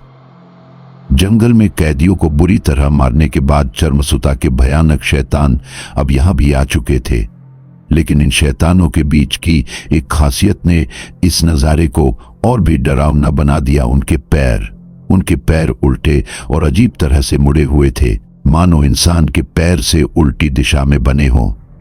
उनके कदम हर बार जमीन पर अजीब सी खड़खड़ाहट के साथ पड़ते, जिससे ऐसा लगता था कि मौत खुद चलकर आ रही हो। उनके लंबे और पतले हाथ, जिनके नाखून तलवारों जैसे चमक रहे थे, हवा में झूल रहे थे। उनके चेहरों से नीला विष टपक रहा था और उनकी जलती हुई लाल आंखें अंधेरे को चीरती हुई सीधा सिकंदर और राशा की ओर देख रही थीं। उनकी फटी हुई गुर्राती आवाजें जंगल के हर कोने से गूंज रही थीं। राशा ने सिकंदर का हाथ कसकर पकड़ लिया। उसकी मासूमियत भरी आंखों में इस वक्त सिर्फ डर का साया था। उसने कांपती हुई आवाज में कहा, भागिए, भागिए यहां से। ये पिच्छल पैरी हैं, ये हमें जिंदा नहीं छोड़ेंगे। सिकंदर ने अपनी जगह से हटकर उनकी ओर देखा। वे शैतान तेजी से उनकी ओर बढ़ रहे थे। उनके उल्टे पैर अजीब तरीके से जमीन पर फिसलते हुए दौड़ रहे थे। कार दूर खड़ी है, सिकंदर ने घबराई हुई आवाज में कहा, हमें यहां से भागना होगा। सिकंदर और राशा ब्रिज से दौड़ते हुए जंगल की ओर भागने लगे। पिच्छल पैरी अब उनके ठीक पीछे थे। उनके गुर्राने की आवाजें और उनके उल्टे पैरों की भयानक दशा पेड़ों से टकराकर गूंज रही थी। ऐसा लग रहा था कि ये शैतान सिर्फ दौड़ नहीं रहे, बल्कि शिकार का आनंद ले रहे हों। जंगल का रास्ता संकरा और डरावना हो चुका था। घने पेड़ों की छाया में अंधकार और गहरा लग रहा था। सिकंदर और राशा दोनों तेजी से भाग रहे थे, लेकिन पिच्छल पैरी की हरकतें इंसान से कहीं ज्यादा तेज और खतरनाक थीं। एक पिच्छल पैरी अचानक एक पेड़ से छलांग लगाकर उनके करीब पहुंच गया। उसकी विकराल आंखें जल रही थीं और उसके उल्टे पैरों ने जमीन पर गहरे निशान छोड़ दिए। सिकंदर ने राशा को पकड़ा और उसे खींचते हुए और तेजी से भागने लगा, लेकिन तभी सिकंदर का पैर एक पत्थर से टकरा गया। वह राशा के साथ जोर से जमीन पर गिर पड़ा। उनकी सांसें तेज हो रही थीं और अब उनके पास समय खत्म हो रहा था। पिच्छल पैरियों ने उन्हें चारों ओर से घेर लिया। उनके विकराल चेहरे और उल्टे पैरों ने इस दृश्य को और भी भयावह बना दिया। वे हर तरफ से धीरे धीरे करीब आ रहे थे।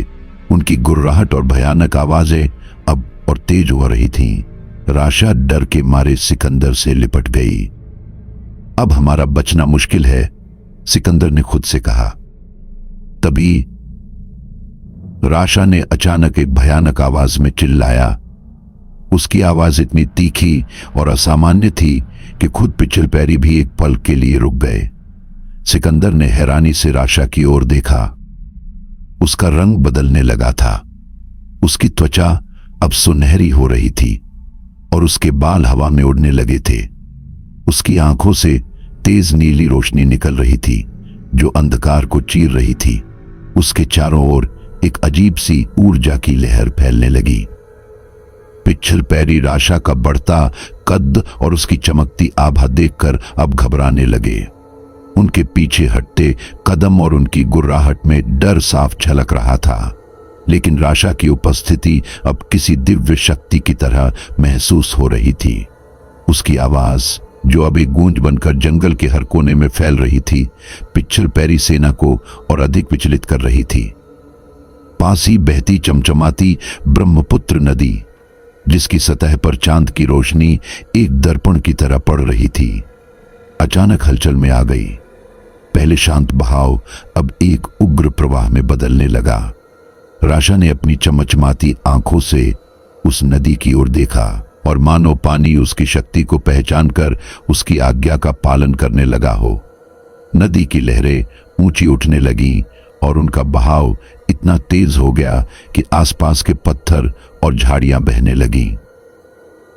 पानी में उठते बुलबुले और लहरों की गड़गड़ाहट ने माहौल को और भी रहस्यमयी बना दिया। ऐसा लग रहा था कि नदी खुद राशा की शक्ति का हिस्सा बनकर पिच्छल पैरी को चुनौती देने के लिए तैयार हो रही थी। राशा का चेहरा अब एक दिव्य योद्धा की तरह लग रहा था और उसकी बढ़ती ऊर्जा से पिच्छल पैरी सैनिक पूरी तरह बौखला गए थे। लेकिन राशा की नजरें अब उनके डर को देखकर और भी अधिक निडर हो चुकी थीं। पिच्छल पैरियों की चीखें अब और डरावनी हो गईं। वे राशा की इस शक्ति से बचने की कोशिश कर रहे थे, लेकिन नदी का पानी हवा में उठने लगा और सीधा उनकी ओर बढ़ा। पानी की हर बूंद शैतानों को जला रही थी और उनकी भयानक आकृतियां धीरे धीरे गायब होने लगीं। सिकंदर, जो अब भी जमीन पर था, ये सब हैरानी से देख रहा था। राशा, तुम कौन हो? उसने डर और हैरानी के बीच बमुश्किल पूछा। राशा ने उसकी ओर देखा। उसकी आवाज अब शांत और गहरी थी। उसने कहा, सिकंदर, मैं आपकी जान बचाने के लिए यहां हूं, लेकिन आप मेरा सच जानने के लिए तैयार नहीं है। बस इतना जान ले कि अब आप खतरे में है। लेकिन अचानक पेड़ों के बीच से फिर वही गुर्राहटें गूंजने लगीं। पत्तियां जोर जोर से हिलने लगीं और अंधेरे में लाल जलती हुई आंखें फिर से दिखाई देने लगीं। यह संकेत था कि चर्मसुता के और भी शैतान पास आ रहे थे। पिच्छल पैरी राक्षस, जो त्रेतायुग से ही अपनी क्रूरता के लिए कुख्यात थे, अब पहले से भी ज्यादा खतरनाक और खूंखार हो गए थे। उनकी लाल चमचमाती आंखों में एक अजीब सी पागलपन की आग भड़क रही थी। उनकी गुर्राहट अब और तेज और डरावनी हो गई थी, मानो जंगल की हर गूंजती आवाज उनके इरादों को और भी जहरीला बना रही हो। राशा की बढ़ती शक्ति और सिकंदर की अद्भुत उपस्थिति ने उन्हें और उकसा दिया था। उनकी मंशा अब साफ थी, राशा और सिकंदर को हर हाल में खत्म करना। पिच्छल पैरी अपने उल्टे पैरों से जमीन पर जोर से वार कर रहे थे, जिससे आसपास की धरती में दरारें पड़ने लगीं। उनकी काली टेढ़ी मेढ़ी आकृतियां, उलझे हुए बाल और नुकीले दांत उनके भीतर के वहशीपन को साफ दिखा रहे थे। उनकी ओर से उठने वाली जहरीली धुंध चारों तरफ फैलने लगी, जिससे माहौल और भी घुटन भरा हो गया। ऐसा लग रहा था मानो पूरा जंगल उनकी इस भयानक उपस्थिति को महसूस कर कांप रहा हो। उनकी गुर्राहट में एक पागलपन था और उनके इरादे में केवल विनाश की भूख। राक्षस अब और भी तेजी से आगे बढ़ने लगे। उनके हाथों में लंबे, नुकीले और चमचमाते हथियार थे। उनकी हर हरकत में सिकंदर और राशा को खत्म करने का अडिग इरादा झलक रहा था। पिच्छल पैरी अब अपने पूरे बल के साथ हमला करने के लिए तैयार थे और यह लड़ाई एक भयानक अंजाम की ओर बढ़ रही थी। ऐसा प्रतीत हो रहा था कि एक छोटी बच्ची और एक इंसान से हार जाने का डर उनकी भावनाओं को ठेस पहुंचा चुका था। राशा ने अपने चारों ओर नजरें दौड़ाई। उसके चेहरे पर डर नहीं, बल्कि एक अद्भुत साहस की झलक थी। उसने सिकंदर की ओर देखा और कहा, आप पीछे हटिए। ये जंग अब और मुश्किल होने वाली है, लेकिन मैं आपको कुछ नहीं होने दूंगी। सिकंदर ने हकलाते हुए कहा, राशा, अकेले तुम इन शैतानों से कैसे लड़ोगी? ये तो अजीबो गरीब ताकतें हैं। राशा ने अपनी आंखें बंद की उसके चारों ओर एक सुनहरी आभा फैलने लगी। उसकी सांसें अब स्थिर हो चुकी थीं और उसके हाथ धीरे धीरे ऊपर उठने लगे। उसने गहरी आवाज में कहा, यह जंगल मेरा घर है और इसे बचाने के लिए मैं हर मुमकिन कोशिश करूंगी। लेकिन सिकंदर, ये जंग अकेले मेरी नहीं है, मुझे अपने परिवार की मदद चाहिए। राशा ने अपनी ताकत से एक बार फिर पुकारा। आसमान में अचानक हल्की चमकने वाली किरणें दिखाई देने लगी। अचानक जंगल के अंधेरे में एक विचित्र हलचल हुई। जंगल की गहराई से चमकीली सुनहरी किरणें निकलने लगीं। ये किरणें बाणों की तरह तीव्र गति से आईं और चर्मसुता के शैतानों पर वार करने लगीं। हर किरण जब किसी शैतान को छूती तो उसकी चीख जंगल में गूंज उठती। शैतानों के विकराल शरीर अब इन किरणों से चिरने लगे थे। सिकंदर ने चौंक कर देखा कि किरणों के बीच से कुछ साए तेजी से भागते हुए आ रहे थे। ये साए इतने फुर्तीले थे कि पिछल पैरी शैतान उनकी उपस्थिति भी नहीं समझ पा रहे थे। साए अपनी तेज गति और नुकीले पंजों से शैतानों के शरीर को चीर-फाड़ रहे थे। उनकी हर हरकत शैतानों पर बिजली की तरह गिर रही थी। शैतानों की चीखें और गहरी हो गईं। उनके शरीर अब टूटने लगे थे। जंगल की हवा में उनके मांस और खून की गंध फैल रही थी। सिकंदर ने ध्यान से देखा तो इन सायों की आकृतियां किसी इंसान जैसी लग रही थीं, लेकिन उनका रंग और आभा अलग थी। वे पूरी तरह सुनहरी चमक में लिपटे हुए थे। हर साया अपने पंजों और अजीब सी तेज ऊर्जा से शैतानों को चीर चीर कर खत्म कर रहा था। सिकंदर को यह सब किसी खौफनाक युद्ध की तरह लग रहा था, जहां राशा के साथ आई रहस्यमयी ताकतें पिछल पैरियों के अंत का संदेश लेकर आई थीं। कुछ ही पलों में सारे शैतान जमीन पर गिर गए। उनकी गुर्राहट और चीखें थम चुकी थीं। जंगल अब खामोश हो गया था और राशा द्वारा आवाहन किए गए साए अब पिछल पैरियों का नीला रक्त और जहर पीते दिखाई दे रहे थे। सारे शैतानों को मारने के बाद वो सभी साए रुक गए। अब उनकी आकृतियां बदलने लगीं। उनकी चमकते हुए शरीर धीरे धीरे सामान्य होने लगे और फिर सिकंदर ने देखा वे अब साधारण इंसानों की तरह दिख रहे थे। उनमें पुरुष भी थे और महिलाएं भी। सिकंदर ने ठीक से देखा, वो साए दिखने में उसी बच्ची राशा की तरह दिख रहे थे। फर्क सिर्फ इतना था कि वो राशा की तरह सुनहरे तो थे, लेकिन नीले नहीं थे। उनके कपड़े अलग अलग रंगों के और पुराने जमाने के जैसे लग रहे थे। उनके चेहरों पर एक अजीब सा सुकून था, लेकिन उनकी आंखों में वो गहराई थी जो आम इंसान की आंखों में नहीं होती। राशा, जो अब पूरी तरह पहले जैसी दिख रही थी, उन लोगों के बीच खड़ी थी। उसके चेहरे पर अब डर की जगह आत्मविश्वास था। सिकंदर ने चौंकते हुए पूछा, ये सब कौन है? राशा, ये सब क्या हो रहा है? राशा ने धीमे स्वर में कहा, ये मेरा परिवार है सिकंदर। ये वही हैं जो इस जंगल की रक्षा करते हैं। जब कोई बुरी शक्ति इसे नष्ट करने की कोशिश करती है तो ये उसे खत्म करने आते हैं। सिकंदर अभी भी हैरानी और अविश्वास के बीच फंसा हुआ था। उसके सामने खड़े वे रहस्यमय लोग किसी इंसान की तरह लग रहे थे, लेकिन उनकी उपस्थिति में एक अलग ही आभा थी। वह उनकी शक्तियों और इस भयानक लड़ाई का गवाह बन चुका था। लेकिन तभी उसकी नजर उन लोगों में से एक लड़की पर पड़ी। वो लड़की बाकी सबसे अलग थी। उसकी सुंदरता ऐसी थी जैसे किसी चित्रकार ने उसे बड़ी बारीकी से गढ़ा हो। उसकी बड़ी बड़ी गहरी आंखें जो अजीब सी चमक लिए हुए थीं, सिकंदर को किसी जादू की तरह खींचने लगीं। उसके लंबे काले बाल उसके कंधों पर बिखरे हुए थे और उसकी हरकतों में एक खास तरह का तेज और आत्मविश्वास झलक रहा था। सिकंदर का मन जैसे कहीं खो गया। वह उसे बस देखता ही रह गया। लड़की ने अचानक उसकी ओर गुस्से भरी नजर डाली, जैसे उसने उसकी हरकत को भांप लिया हो। उसने सिकंदर को एक तीखी निगाह दी और तुरंत राशा की ओर बढ़ी। उसके कदम तेज और सख्त थे, लेकिन जब उसने राशा को देखा तो उसकी आंखों में कठोरता पिघलने लगी। वह राशा के पास पहुंचते ही झुक गई और गुस्से भरे स्वर में बोली, तुम्हें कितनी बार कहा है राशा, अकेले बाहर मत जाया करो।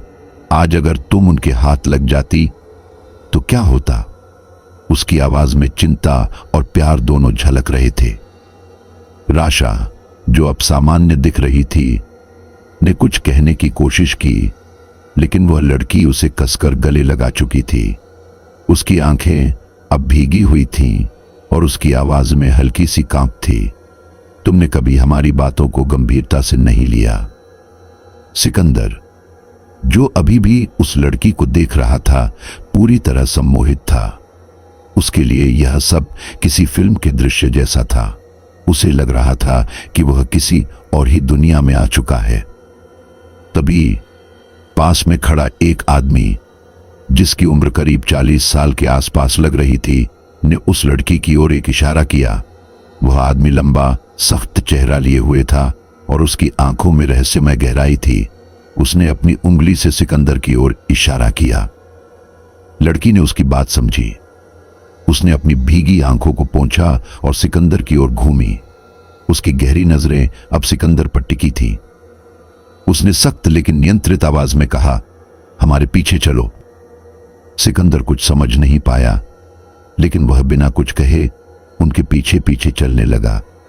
उसकी आंखें अब भी उस लड़की पर थीं, जिसने उसकी जिज्ञासा और हैरानी को और बढ़ा दिया था। वे लोग एक कतार में चल रहे थे। जंगल अब भी डरावना था, लेकिन इन लोगों के साथ चलते हुए सिकंदर को एक अजीब सा सुकून महसूस हो रहा था। उसके सवाल अभी भी अनगिनत थे, लेकिन वह जानता था कि इन सवालों के जवाब उसे इन रहस्यमय लोगों के साथ ही मिलेंगे। उसका दिल बार बार उस सुंदर लड़की की ओर खिंच रहा था। यह कौन हो सकती है? ये लोग कौन हैं? और ये सब क्या हो रहा है? वह खुद से बार बार यह सवाल कर रहा था, लेकिन उसने तय कर लिया था वह इस रहस्य का अंत जाने बिना नहीं रुकेगा। सिकंदर और रहस्यमयी लोगों का समूह जंगल के भीतर चलते चलते एक पुराने, उजाड़ और ध्वस्त हो चुके खंडहर महल के सामने आकर रुका। महल की दीवारें काई और दरारों से ढकी हुई थीं, मानो सदियों से किसी का इंतजार कर रही हो। टूटी हुई मूर्तियां, गिरती हुई छतें और चारों ओर उगी हुई झाड़ियों ने इसे पूरी तरह वीरान और भूतहा बना दिया था। यह महल ऐसा लग रहा था जैसे यहां कई पीढ़ियों से कोई नहीं आया हो। सिकंदर का दिल जोर जोर से धड़कने लगा। ये लोग मुझे यहां क्यों लाए हैं?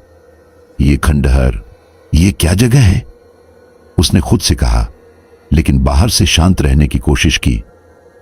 तभी उस समूह का नेता, जो लगभग 40 साल का लंबा और गंभीर चेहरा लिए हुआ आदमी था, महल के बीचों बीच खड़ा हुआ।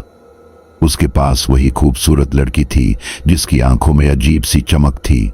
सिकंदर उनके हर कदम को गौर से देख रहा था।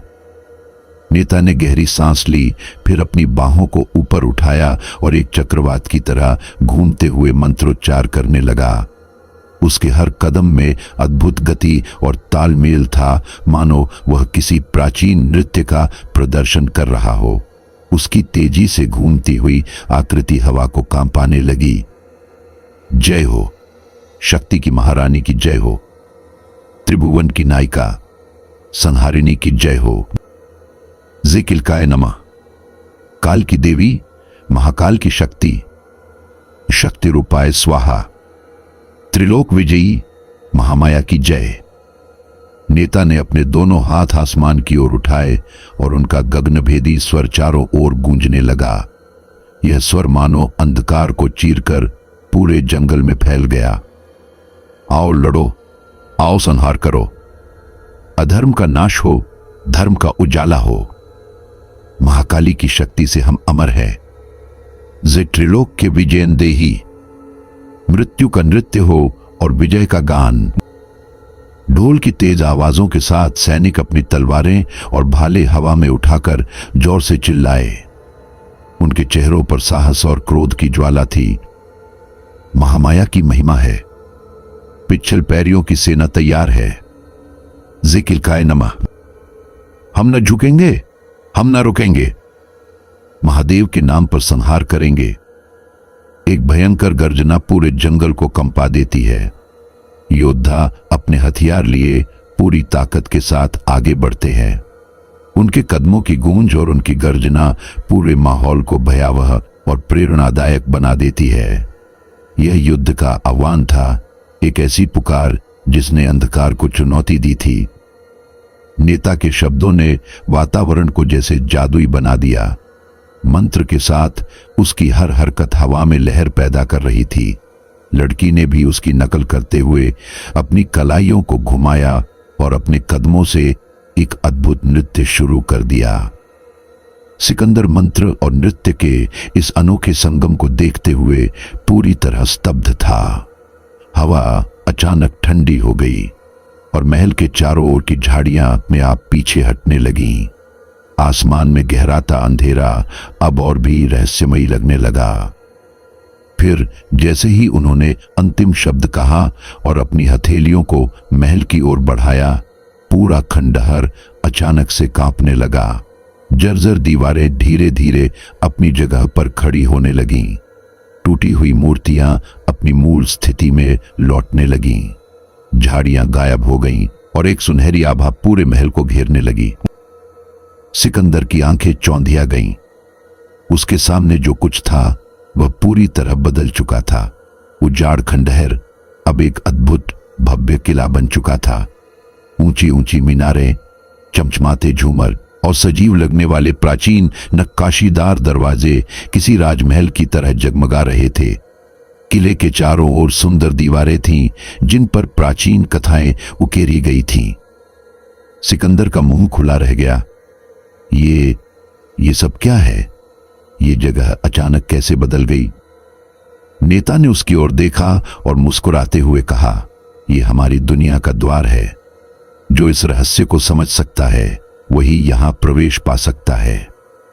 सभी लोग एक एक कर किले के अंदर जाने लगे। सिकंदर, जो अब भी सदमे में था, उनके पीछे पीछे चलने लगा। अंदर का दृश्य किसी सपने से कम नहीं था। भव्य हॉल जो रोशनी से जगमगा रहा था, हर कोने में अद्भुत शिल्पकला और कला के नमूने थे। फर्श संगमरमर से बना हुआ था और दीवारों पर अनमोल रत्न जड़े हुए थे। लेकिन सबसे अजीब बात यह थी कि वहां और भी लोग थे। वे सभी अजीब से कपड़े पहने हुए थे जो किसी पुराने युग की झलक दे रहे थे। उनकी आंखें सिकंदर को घूर रही थीं, जैसे वह वहां का बाहरी व्यक्ति हो। सिकंदर ने एक बार फिर उस खूबसूरत लड़की की ओर देखा, जिसने उसकी तरफ गंभीरता से देखते हुए कहा, यह जगह हमारी है, लेकिन यहां आने वाले बाहरी लोग सवालों का जवाब लिए बिना नहीं जाते। चलो, अब तुम्हें सच दिखाने का वक्त आ गया है। सिकंदर का दिल अब और तेजी से धड़कने लगा। उसने अपने भीतर एक अनजाना डर और रोमांच महसूस किया। यह किला केवल एक इमारत नहीं था, बल्कि अनगिनत रहस्यों का खजाना था। किले के विशाल और भव्य दरवाजे से प्रवेश करते ही सिकंदर को ऐसा महसूस हुआ जैसे वो किसी और ही दुनिया में आ गया हो। बाहर से खंडहर जैसा दिखने वाला यह किला अंदर से एक अद्भुत महल में बदल चुका था। चारों तरफ संगमरमर के चमकते फर्श, दीवारों पर जड़े अनमोल रत्न और प्राचीन कलाकृतियां किसी शाही युग की याद दिला रही थीं। ऊपर झूमर की रोशनी किले के हर कोने को आलोकित कर रही थी। सिकंदर चुपचाप अपनी जगह खड़ा था। वो इस अद्भुत दृश्य को देखकर मंत्रमुग्ध था, लेकिन उसके अंदर डर और जिज्ञासा का एक अजीब सा मिश्रण था। किले के बीचों बीच एक भव्य सिंहासन रखा हुआ था। यह सिंहासन सोने और चांदी के धातुओं से बना हुआ था, जिसमें नक्काशीदार शेर, सांप और अग्नि के प्रतीक थे। सिंहासन के चारों ओर चमकती हुई नीलम और पन्ना जैसे रत्न जड़े हुए थे, जो अपनी रोशनी से माहौल को और रहस्यमय बना रहे थे। वह आदमी जो समूह का नेता लग रहा था, धीरे धीरे सिंहासन की ओर बढ़ा। उसकी चाल में गजब का आत्मविश्वास और एक राजसी गरिमा थी। सभी की नजरें उस पर थीं। जैसे ही वह सिंहासन के पास पहुंचा, उसने अपना हाथ उठाया और सभी को इशारे से रुकने को कहा। फिर उसने सिंहासन पर बैठने की बजाय उसके पीछे जाकर खड़ा हो गया। उसकी आंखें बंद थीं और उसने एक गहरी सांस ली। उसके चेहरे पर गंभीरता और अधिकार का एक अजीब सा मिश्रण था, मानो वह अपनी शक्तियों को समेट रहा हो। पूरा माहौल उसकी उपस्थिति से भारित हो चुका था। सिंहासन के पीछे खड़े होकर उसने धीरे से अपना हाथ सिंहासन के ऊपर रखा और ऐसा लगा जैसे किले की हर दीवार उसकी शक्ति को पहचानकर उसके अधीन हो गई हो। सिंहासन के पीछे खड़ी थी वह सुंदर लड़की जिसकी आंखों में अजीब सी चमक थी। उसके ठीक पास खड़ी थी एक महिला जो लगभग उस नेता की मां की उम्र की थी। उसका चेहरा गंभीर था, लेकिन उसकी आंखों में गहराई और अनुभव की झलक थी। उनके पास खड़ी राशा अब शांत और स्थिर दिख रही थी, मानो वह पूरी तरह इन लोगों के साथ अपनी पहचान बना चुकी हो। सभी लोग अब उस सिंहासन के चारों ओर एक गोल घेरा बनाकर खड़े हो गए। उनकी आंखों में अपने नेता के प्रति निष्ठा और विश्वास झलक रहा था। पूरा माहौल रहस्यमय और दबाव से भरा हुआ था। सिकंदर, जो इस अद्भुत दृश्य का मूक दर्शक था, अब भी अपने स्थान पर अकेला खड़ा था। उसे ऐसा महसूस हो रहा था जैसे वह यहां का हिस्सा नहीं है, लेकिन उसके भीतर की जिज्ञासा उसे इस पूरी घटना का गवाह बनने पर मजबूर कर रही थी। उस नेता ने अपनी तीखी नजरें सिकंदर पर डाली और गंभीर आवाज में कहा, तुम सोच रहे होगे कि यह सब क्या है और तुम यहां क्यों हो। सिकंदर ने धीरे से सिर हिलाया, लेकिन उसके होठों से कोई शब्द नहीं निकला। नेता ने सिंहासन की ओर झुककर गहरी श्रद्धा के साथ प्रणाम किया और फिर धीरे से उसके बगल में खड़ा हो गया। उसके चेहरे पर गंभीरता और अधिकार का भाव था।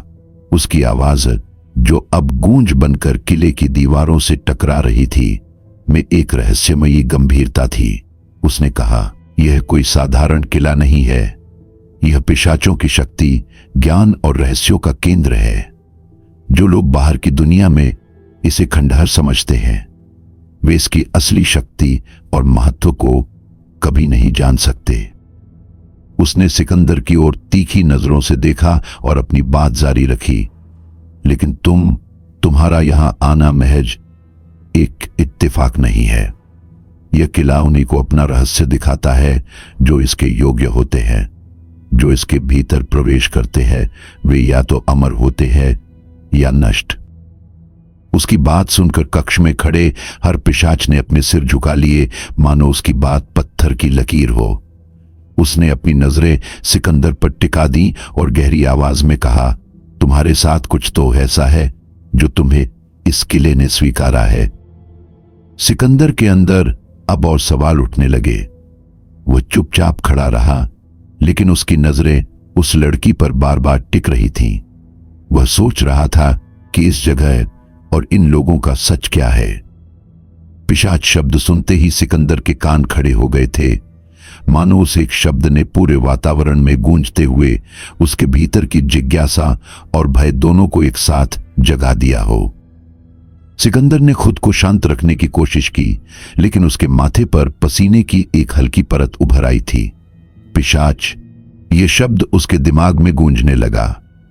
यह पहली बार नहीं था जब उसने इस शब्द को सुना था, लेकिन अब यह उसके सामने एक सच्चाई की तरह खड़ा था।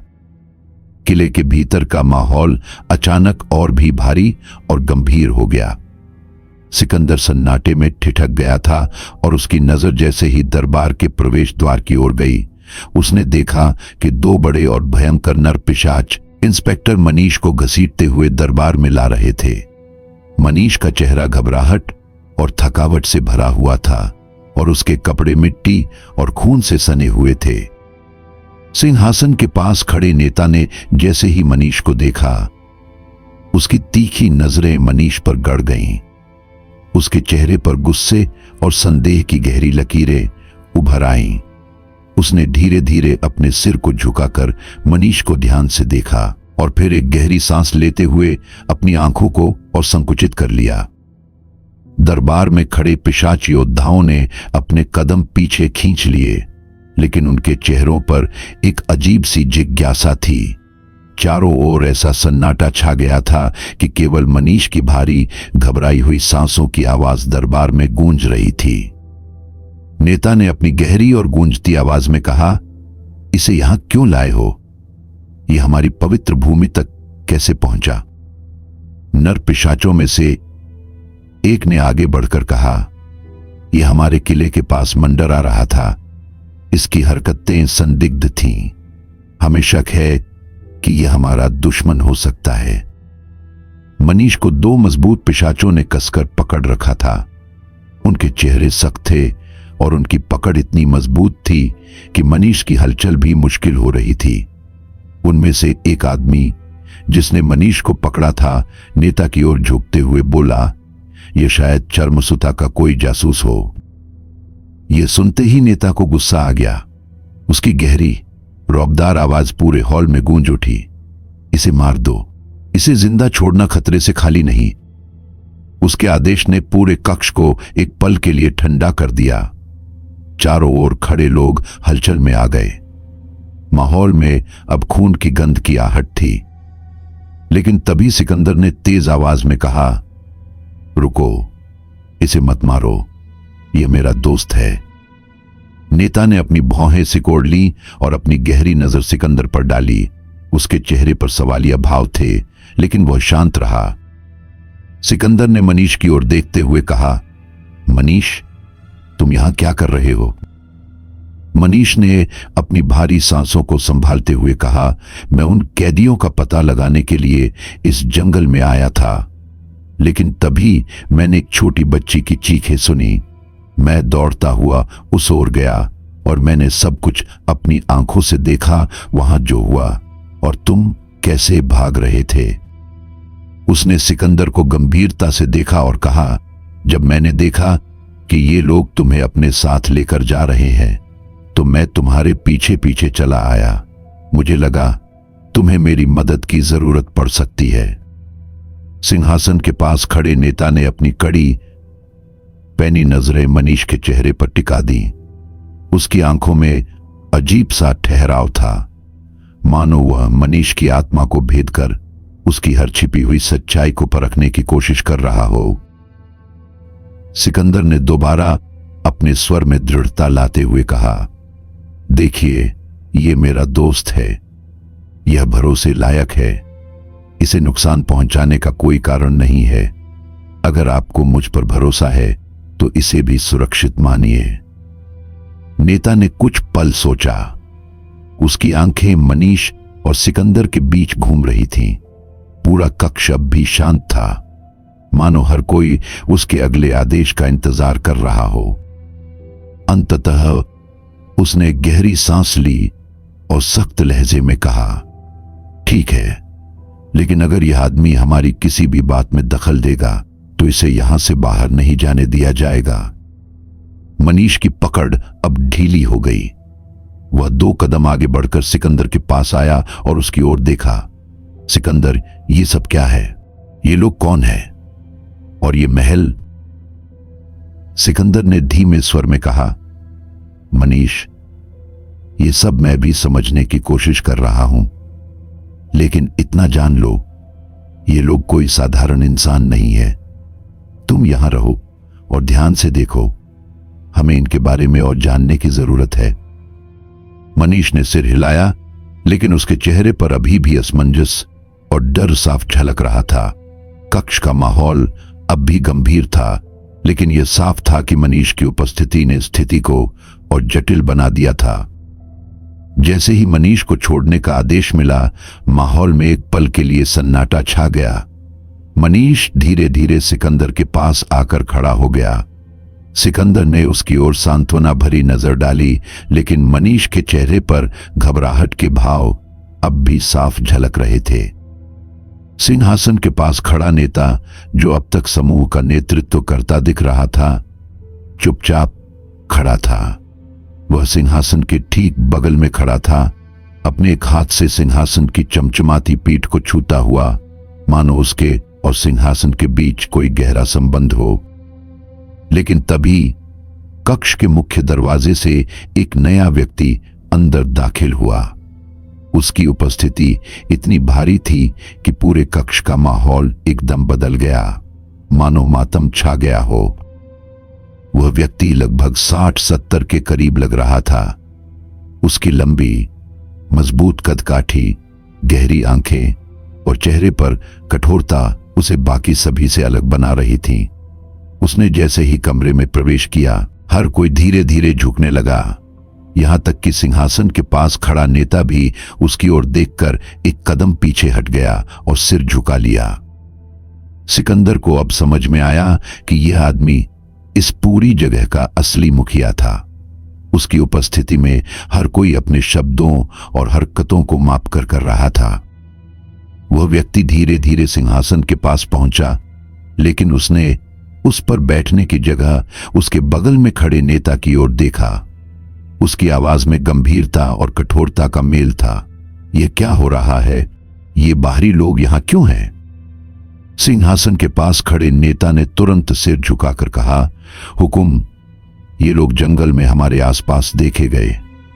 एक को हम खुद अपने साथ लाए हैं और दूसरा, उसने मनीष की ओर इशारा किया, हमारे पीछे पीछे आया। मुझे संदेह था कि ये चर्मसुता के लोग हो सकते हैं। मुखिया ने मनीष और सिकंदर की ओर अपनी गहरी नजरों से देखा। उसकी आंखों में एक अजीब सी चमक थी, जैसे वह उनके हर मनोभाव को पढ़ रहा हो। फिर उसने सख्त लहजे में पूछा, तुम लोग कौन हो और यहां क्या कर रहे हो? सिकंदर ने घबराते हुए कदम आगे बढ़ाया और कहा, मैं सिकंदर हूं और यह मेरा दोस्त मनीष है। मैं यहां किसी को नुकसान पहुंचाने नहीं आया हूं। मेरा मकसद सिर्फ सच्चाई जानना है। जंगल में जो कुछ हुआ, मैंने उसे देखा और मैं इन चीजों को समझने की कोशिश कर रहा हूं। मुखिया ने गहरी आवाज में पूछा, और तुम्हारा दोस्त? मनीष ने धीरे धीरे कहा, मैं एक पुलिस अधिकारी हूं। मैं उन कैदियों का पता लगाने जंगल में आया था जो जेल से भागे थे, लेकिन वहां जो कुछ हुआ मैंने भी अपनी आंखों से देखा। जब मैंने देखा कि ये लोग सिकंदर को अपने साथ ले जा रहे हैं, तो मैंने सोचा कि शायद उसे मेरी मदद की जरूरत हो, इसलिए मैं उनके पीछे पीछे आ गया। मुखिया ने थोड़ी देर तक दोनों को घूरा, फिर उसने गहरी सांस लेते हुए कहा, तुम्हारे शब्दों पर भरोसा करना मुश्किल है, लेकिन अगर तुम सच कह रहे हो तो तुम्हें यह साबित करना होगा। फिर उसने अपने आदमियों की ओर मुड़ते हुए कहा, इन्हें किसी भी कीमत पर नजर से ओझल मत होने देना। इन पर नजर रखो। अगर इनमें से किसी की हरकत संदिग्ध लगती है तो इन्हें यहां से जिंदा बाहर नहीं जाने देना। मुखिया की बात सुनकर सिकंदर और मनीष दोनों थोड़े सहम गए। उनकी आंखों में डर और अनिश्चितता के भाव थे, लेकिन उन्होंने अपने हौसले को टूटने नहीं दिया। सिंहासन के पास खड़ा नेता भी अब शांत खड़ा था, लेकिन उसकी नजर बार बार मुखिया की ओर जा रही थी। कक्ष में खड़े बाकी लोग भी इस बातचीत को गंभीरता से देख और सुन रहे थे। मुखिया ने एक बार फिर सिकंदर की ओर देखा और कहा, तुम्हारा यहां होना सिर्फ एक संयोग नहीं है। इस जगह का हर कोना एक राज है और हर राज अपनी कीमत मांगता है। अब यह तुम पर है कि तुम इसे जानने के लिए कितनी कीमत चुकाने को तैयार हो। सिकंदर ने गहरी सांस ली और आत्मविश्वास से कहा, मैं यहां से बिना सच्चाई जाने वापस नहीं जाऊंगा। मैं हर कीमत चुकाने के लिए तैयार हूं। मुखिया ने उसकी आंखों में झांका और हल्की मुस्कान के साथ कहा, ठीक है, तो फिर देखो, इस जगह का हर दरवाजा तुम्हारे साहस और नियत को परखेगा। लेकिन याद रखना, अगर तुम असफल हुए तो यह जगह तुम्हें कभी वापस लौटने का मौका नहीं देगी। कक्ष में अब एक अलग ही सन्नाटा छा गया।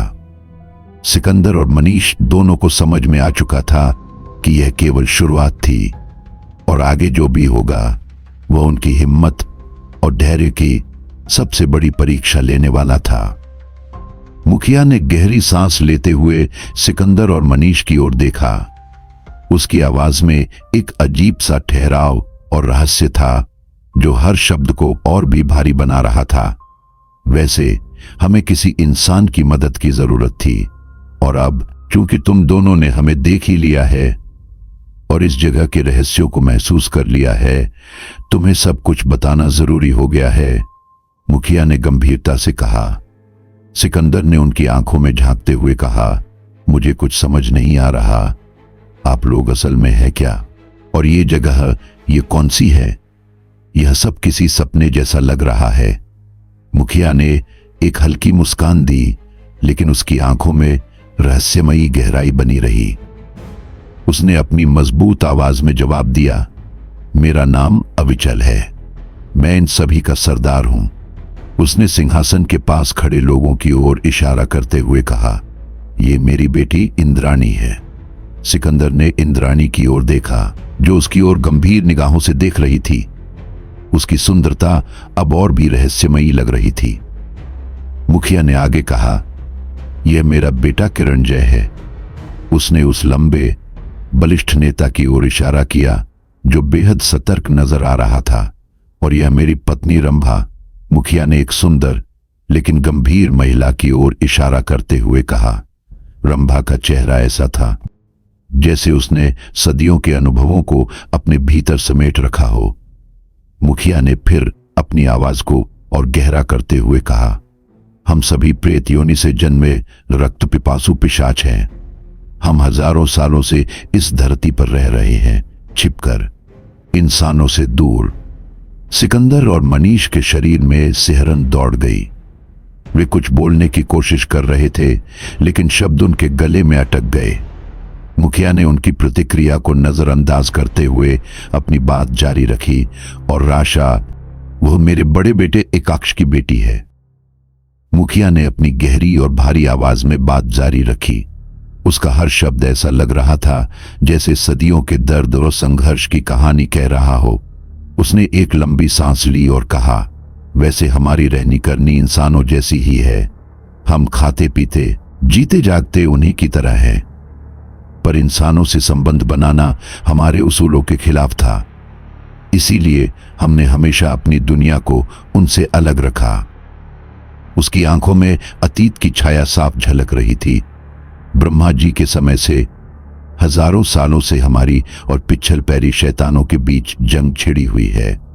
पीढ़ी दर पीढ़ी पिछल पैरी शैतानों का एक ही मकसद रहा है, इस दुनिया पर राज करना, लेकिन उनके इस रास्ते में हमेशा हम आड़े आए हैं। उसकी आवाज में गर्व और दृढ़ता का मेल था।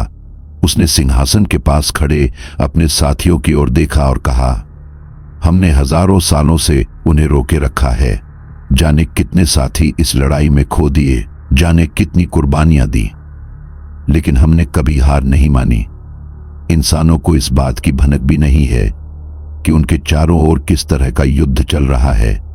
एक ऐसा युद्ध जो उनकी ही दुनिया को बचाने के लिए लड़ा जा रहा है। सिकंदर और मनीष इस सच को सुनकर सन्न खड़े थे।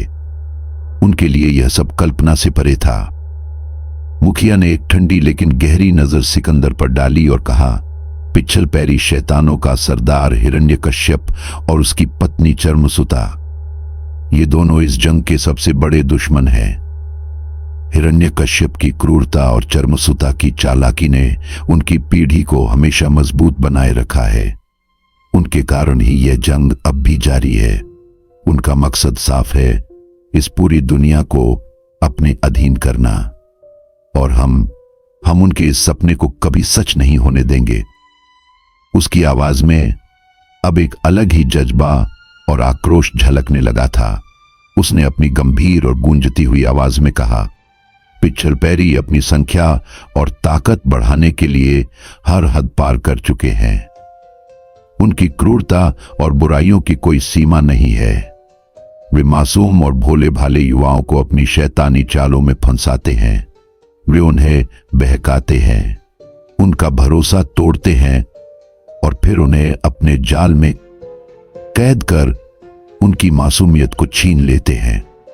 उनके शरीर का इस्तेमाल कर ये दुष्ट अपनी शैतानी संतान पैदा करते हैं, जो और भी खतरनाक और ताकतवर बनते हैं।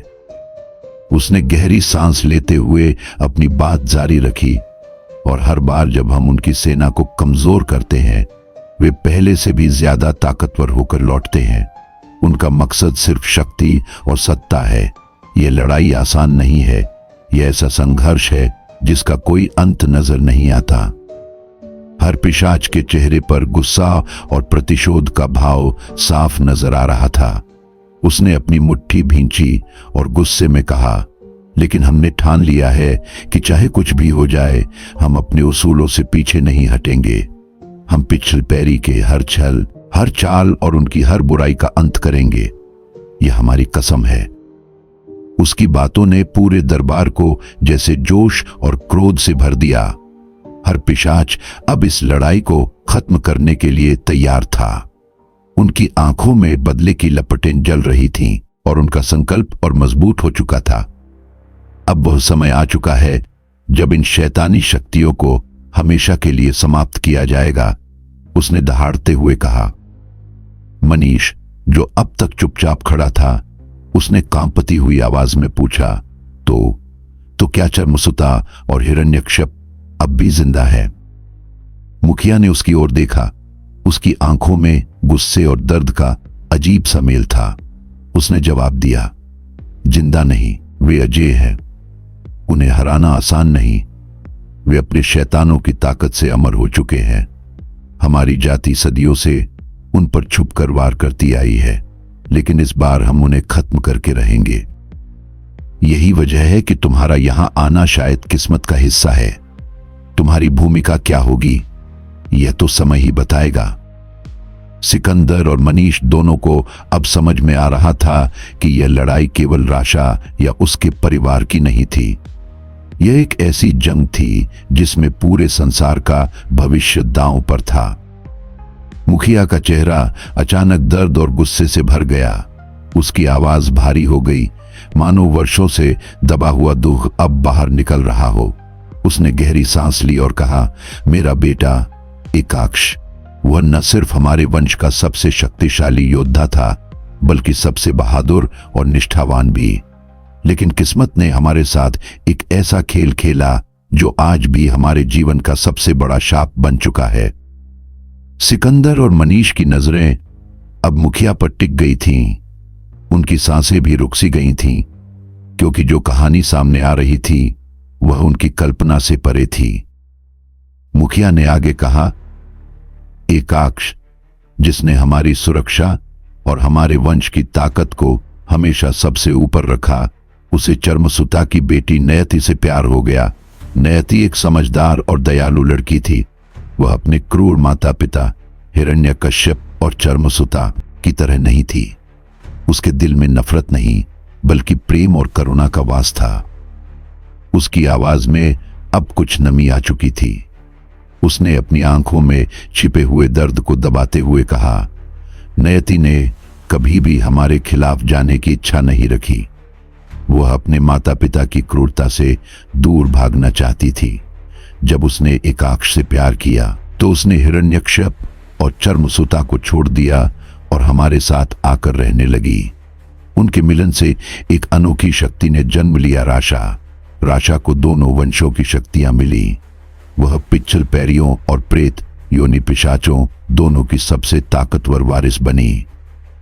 मुखिया ने गहरी सांस ली और उसकी आवाज में दर्द और आक्रोश का गहरा मेल झलकने लगा।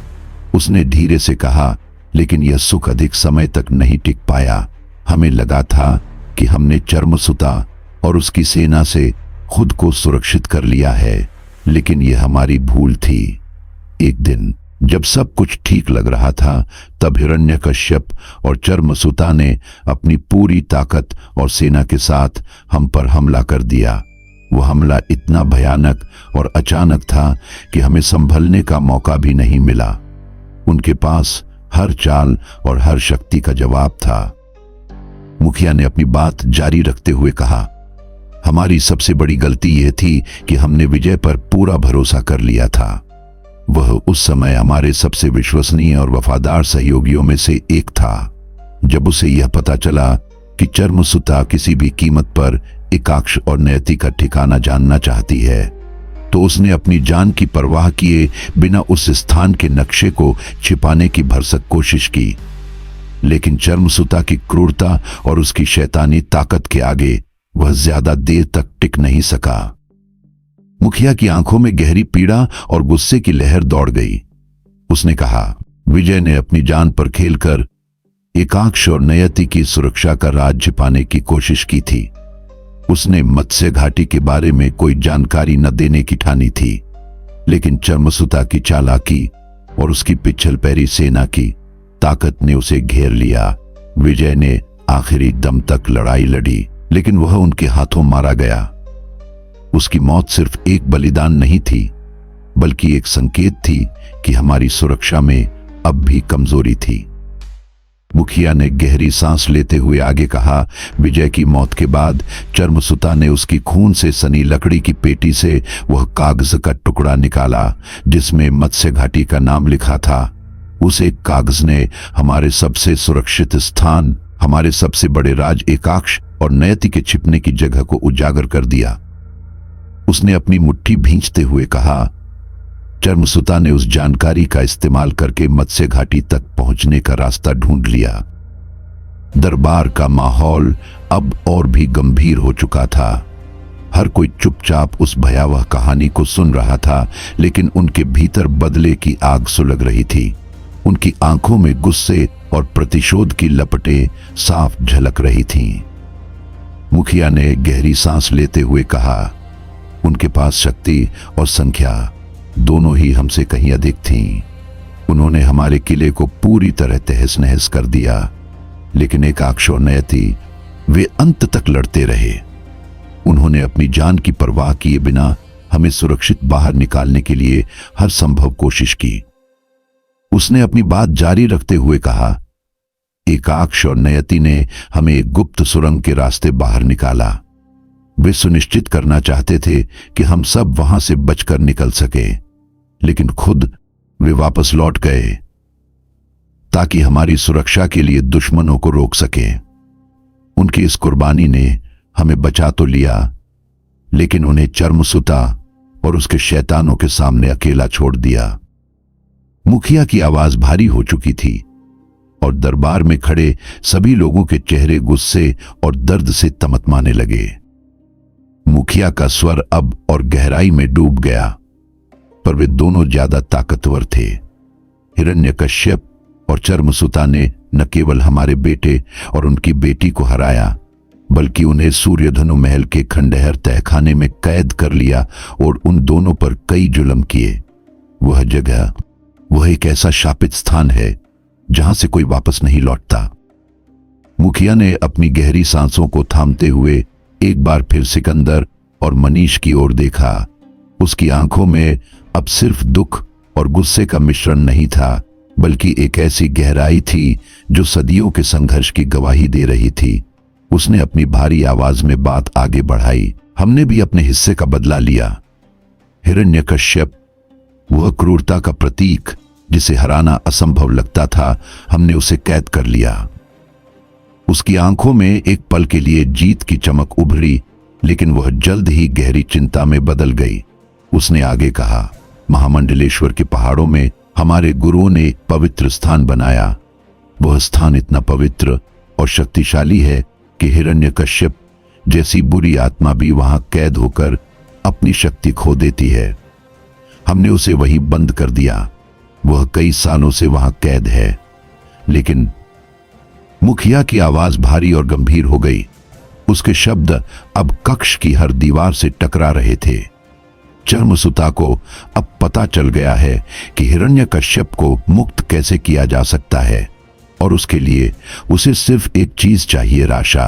राशा का खून, जो दोनों वंशों की शक्ति का मेल है, हिरण्यकश्यप को मुक्त कर सकता है। उसने सिकंदर की ओर देखा और गहरी आवाज में कहा, अगर वह राशा को पकड़ लेती है और उसकी बलि देती है तो हिरण्यकश्यप मुक्त हो जाएगा, और अगर वह मुक्त हुआ तो हम में से कोई भी जीवित नहीं बचेगा।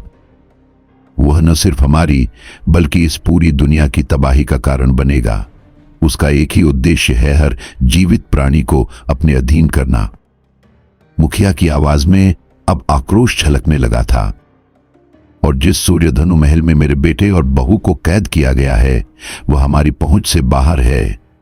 वह स्थान शापित है। हमारे जैसे प्रेत योनि के लोग वहां कदम भी नहीं रख सकते। अगर हम वहां गए तो हमारी देह तुरंत जलकर खाक हो जाएगी। लेकिन इंसान, उसने थोड़ा रुककर सिकंदर और मनीष की ओर गंभीरता से देखा। इंसान ही हमारी मदद कर सकता है। सिकंदर और मनीष, जो अब तक उसकी बातें सुनकर स्तब्ध खड़े थे, एक दूसरे को देखने लगे। उनकी आंखों में भय और असमंजस का साया साफ झलक रहा था। मुखिया ने उनकी ओर एक कदम आगे बढ़ते हुए कहा, हमें तुम्हारी जरूरत है। अच्छा हुआ कि राशा की वजह से तुम हमें मिल गए, वरना यह जंग अब तक हमारी हार में बदल जाती। सिकंदर ने थोड़ा झिझकते हुए पूछा, लेकिन हम ऐसा कैसे कर सकते हैं? अगर यह सब इतना खतरनाक है तो हम इंसान होकर इससे कैसे बच सकते हैं? मुखिया ने उसकी ओर देखा। उसकी आंखों में दृढ़ता थी। उसने कहा, क्योंकि तुम्हारे पास विकल्प नहीं है। अगर तुमने हमें मदद नहीं की तो इस दुनिया का अंत तय है, और अगर तुमने मदद की तो शायद, सिर्फ शायद, हम सभी इस विनाश को रोक सकें। यह तुम्हारे साहस और नियत की परीक्षा है, सिकंदर।